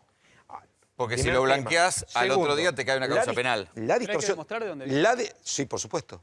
La distorsión del sistema tributario también tiene que ver con los sucesivos periodos de crisis que hace que la evaluación que hacen las rentas provinciales, el propio Estado Nacional, es muy lenta y no se pone nunca, nunca llega a acompañar la inflación. Entonces vos tenés crisis económicas cíclicas. Menos mal, porque cada suben 10 el años. ABL y después te suben los impuestos. Muchas veces los incrementos patrimoniales se explican también por el incremento en las valuaciones. Claro. A vos te tocó una evaluación. Mira, nosotros en mi familia nos agarraron el corralito, nos agarró y compramos una finca para producción frutihortícola. No me acuerdo el valor que la pagamos. En términos reales es muy bajo. Ahora, eso después con la reactivación y demás, bueno, eso fue hace... ¿Cuánto hace? ¿Fue el corralito? Hace 15, 16. de 14, 15 años. Bueno, tiene otro valor, pero el bien sigue siendo el mismo. Esa distorsión que ha acompañado estas crisis es muy difícil de acompañarla con ajustes normativos. Hay que dejarlo para la reglamentación y las resoluciones del área correspondiente. Ese desaguisado esperemos que se normalice ahora, porque si no, nunca vamos a contar con parámetros lógicos, con una legislación lógica, y que todo el mundo al momento de pagar sus impuestos sienta que no está haciendo algo que no corresponde o algo de más o que en definitiva es injusto. Como cuánto, digo, una de las cosas que el gobierno promete para el segundo semestre es una caída drástica en la inflación, pero que quedará en niveles del kirchnerismo. ¿Facilita o no la construcción, que vuelva a la construcción, que vuelva a la venta de inmuebles? Yo creo que es muy importante para ver si va a volver o no la venta de inmuebles, qué pasa con el dólar y si viene o no el crédito hipotecario, fundamentalmente. Más que la inflación. Sí, más que la inflación, porque ya de inflación en los costos de construcción en pesos venimos teniendo de hace 5 años. Y no se paró de construir. Fuertes, y se siguió construyendo. Pero para que el comprador salga de nuevo, ya la confianza la tiene, pero creo que ahora está medio... El tema dólar impactó mucho en el sector. Sí. ¿Puedo...? Esto, que el dólar bajo, está... porque percibe que tiene en algún momento menor poder de compra. El vendedor también, por otro lado, dice, yo pedía $100.000, si vendo ahora $100.000, es un dólar bajo. ¿Están tocando los valores en dólares? Los valores en dólares vienen subiendo, un 10% interanual, desde los últimos 12 meses. Ahora, en la campaña Macri anunció 1 millón de créditos hipotecarios. ¿Esto se puede cumplir? Sí, yo creo que se va a cumplir eso, y más si sale al mercado la operatoria UBI, la Unidad de Vivienda Indexada. Yo creo que esa operatoria sería un éxito para el mercado. En realidad creo que no tenemos otra opción para el mercado. Igual hay de nuevo un atraso del tipo de cambio, ¿no? Creo que para mí, por lo menos en mi visión y en nuestra visión, hay un atraso nuevamente, porque si vos... Pero si tocan el dólar, se vuelve la inflación, Vos medís y las economías regionales que se vieron favorecidas por tener un dólar, por ser más competitivas, hoy vuelven a estar casi en la misma situación que tenían hace un año atrás. Muchachos, muchísimas gracias por venir. Gracias. Sigue la crisis en la AFA, todos los días tenemos renuncia. Hoy renunció Daniel Angelici y Luis Segura volvió de apuro de la Copa América en los Estados Unidos y esto dijo. Se decidió mañana que un grupo de dirigentes tenga una reunión con el objetivo de encontrar un camino que nos vaya destrabando la situación que estamos teniendo hoy, que entiendo se puede destrabar. ¿Qué hace creer ahora, Luis, después de tanto tiempo, que sí finalmente se va a llegar a un acuerdo después de que se han juntado miles de veces y nunca hubo un acuerdo? No, miles de veces no creo. Acá yo creo que me hace creer las reuniones, las charlas que hemos tenido, y mañana espero que definitivamente se encuentre el camino que estamos buscando. Una comisión que diga que la Superliga va por dentro de los estatutos, cambiar el estatuto y que haya No. Las elecciones 30 están suspendidas, en principio. O sea, nosotros no tenemos la potestad para decir que va a haber elecciones el 30.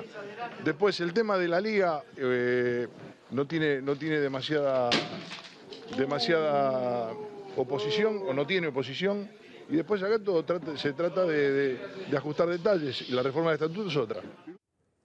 Bueno, en la AFA hay una disputa de poder que no es solamente una disputa de poder dentro del fútbol, es una disputa de poder en la que intervienen desde Marcelo Tinelli hasta el propio presidente Mauricio Macri, pasando por el operador judicial denunciado por Elisa Carrillo, Daniel Angelici, que es el presidente de Boca. Digo, se juega algo más que el fútbol en la interna de la AFA, pero para entender qué está pasando hay que hacerse un afólogo, porque no es un ufólogo, hay que hacerse un afólogo y a veces uno se pierde en este bosque. Por eso yo le digo a Hernán Sisto, que es periodista deportivo, especializado en AFA, que me dé una mano. ¿Qué está pasando hoy? Que iban, venían, había reuniones, renunciaba uno, renunciaba Segura. ¿Renunció Segura?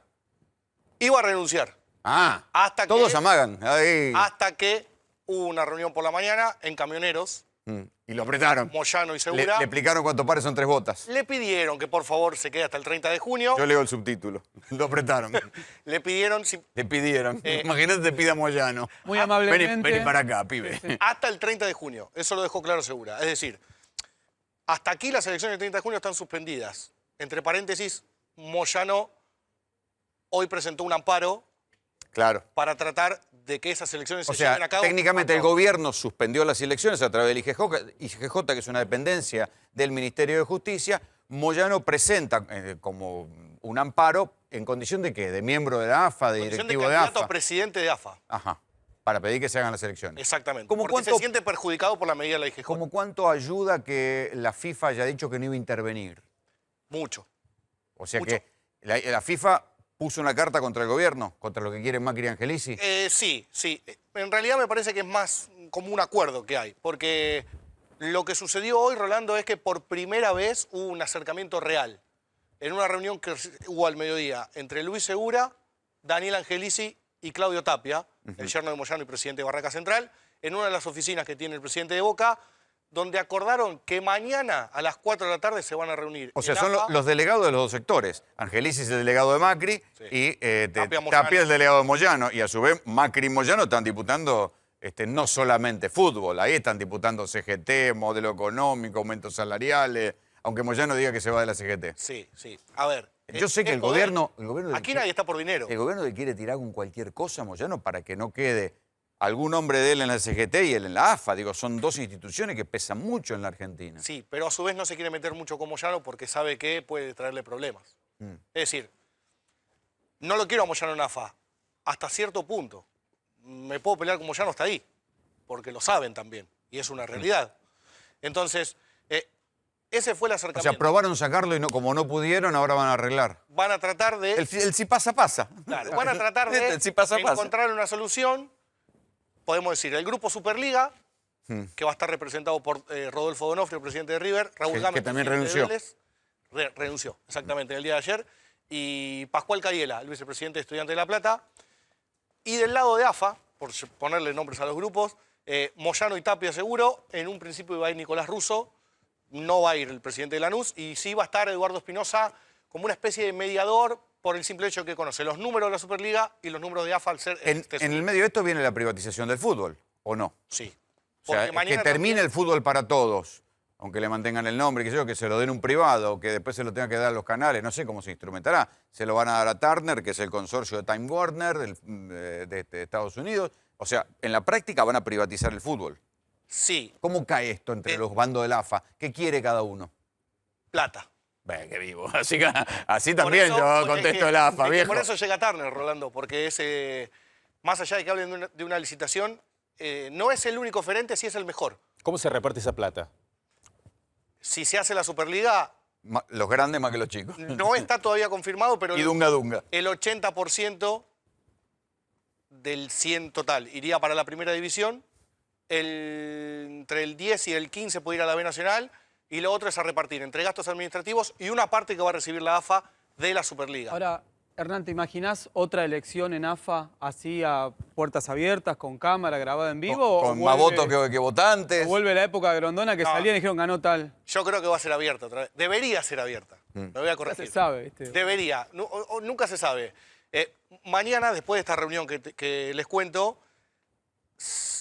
va a existir esta reunión con Turner, que no está todavía bien definido el reparto. Yo quisiera ser mosca para una reunión de Turner y Moyano, por ejemplo. Sí, o Qué Segura. lindo. No, pero Segura es un señor que le aguanta, pero imagínate Chiqui Tapia discutiendo con los CEOs de Turner. Puede llegar a ser quizás esté, choque de planetas. Quizás es una posibilidad. ¿Con esto se le puede acabar el fútbol al tipo medio que está en su casa, que el domingo puede comer, pone la tele y ve fútbol gratis, cualquier partido? Hasta el 2019 no. Del 2019 en adelante yo creo que va a volver a ser pago. A ver, hay una idea. Quien venga, vamos a poner el caso de Turner, tiene que saber que tiene 3 años, mantener 3 años la gratuidad del fútbol. A pérdida. A pérdida. Porque ya hoy es pérdida. Ahora, si firma un contrato por 10 o 15 años, tiene 3 años a pérdida. A pérdida y 12 a ganancia. Es una inversión para quedarse con un negocio grande a futuro. Exactamente. Esa es la idea de Turner. Turner sabe que viene, Turner... Sí, quien sea. Quien sea. Viene a mantener 3 años de gratuidad porque es una condición sine qua non del gobierno para rescindir el contrato del fútbol para todos. Porque no va a pagar el costo político de sacarle el fútbol a la O sea que gente. mientras Macri presidente, el próximo presidente que se arregle. Mientras Macri sea presidente, él no saca la gratuidad del fútbol. Y además... El que venga atrás que arree. Claro. Ya le queda el contrato firmado, o sea, ni siquiera lo puede reestatizar. Está firmado hasta 2019. Entonces... No, más. Si se lo firman por más. Si lo firman por más. No, el fútbol para todos está hasta 2019. Sí, sí. Y después habría que renovarlo si es que no rescinden. Lo voy a explicar rápido. Si vos querés ver fútbol, prendés la tele, lo puedes ver. Quizás aparezca una opción de HD. Verlo HD pago o... Teléfono, iPad. Claro. O algo parecido a... No sé si se puede nombrar Netflix, pero algo parecido a eso. Claro. En donde vos puedas ver a demanda... El partido en el momento que querés. Exactamente. Una hora después lo ves. Y la creación de AFA TV también. Y el riesgo... AFA TV, sí.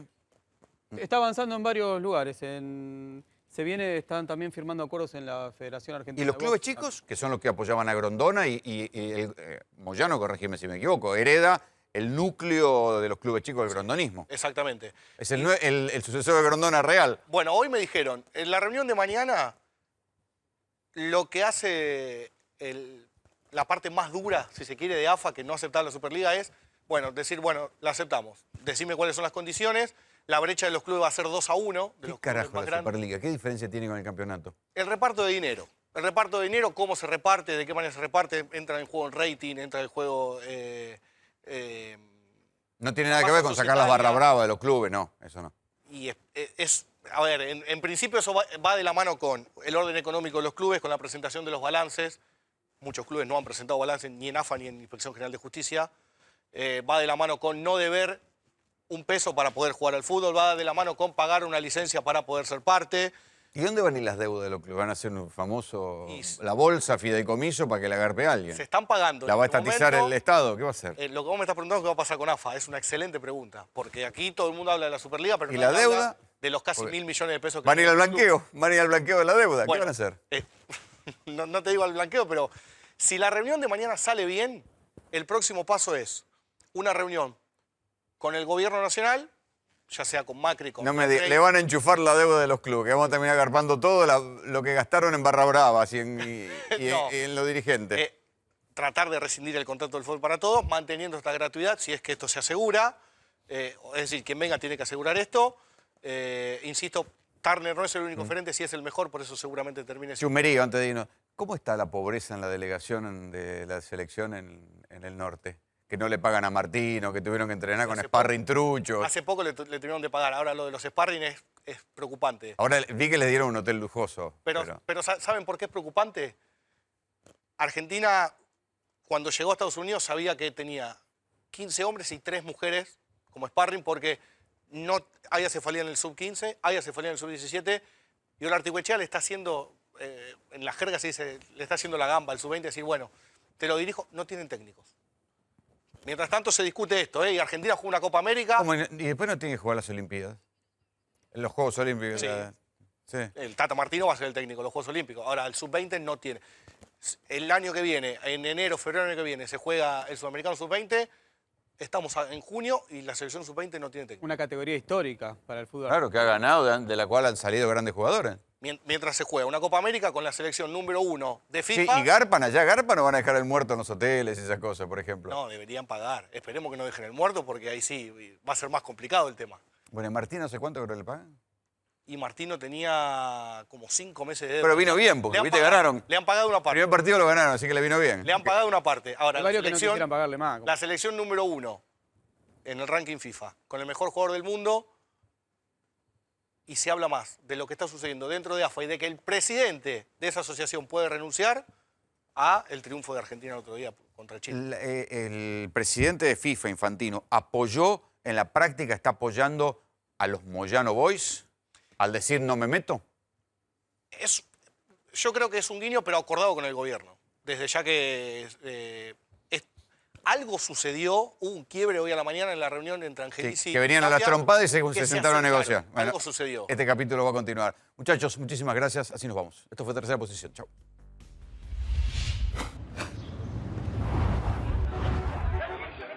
Accede al auto que quieras con la mejor financiación. Global Autos, 0800 333 1950, globalautosweb.com.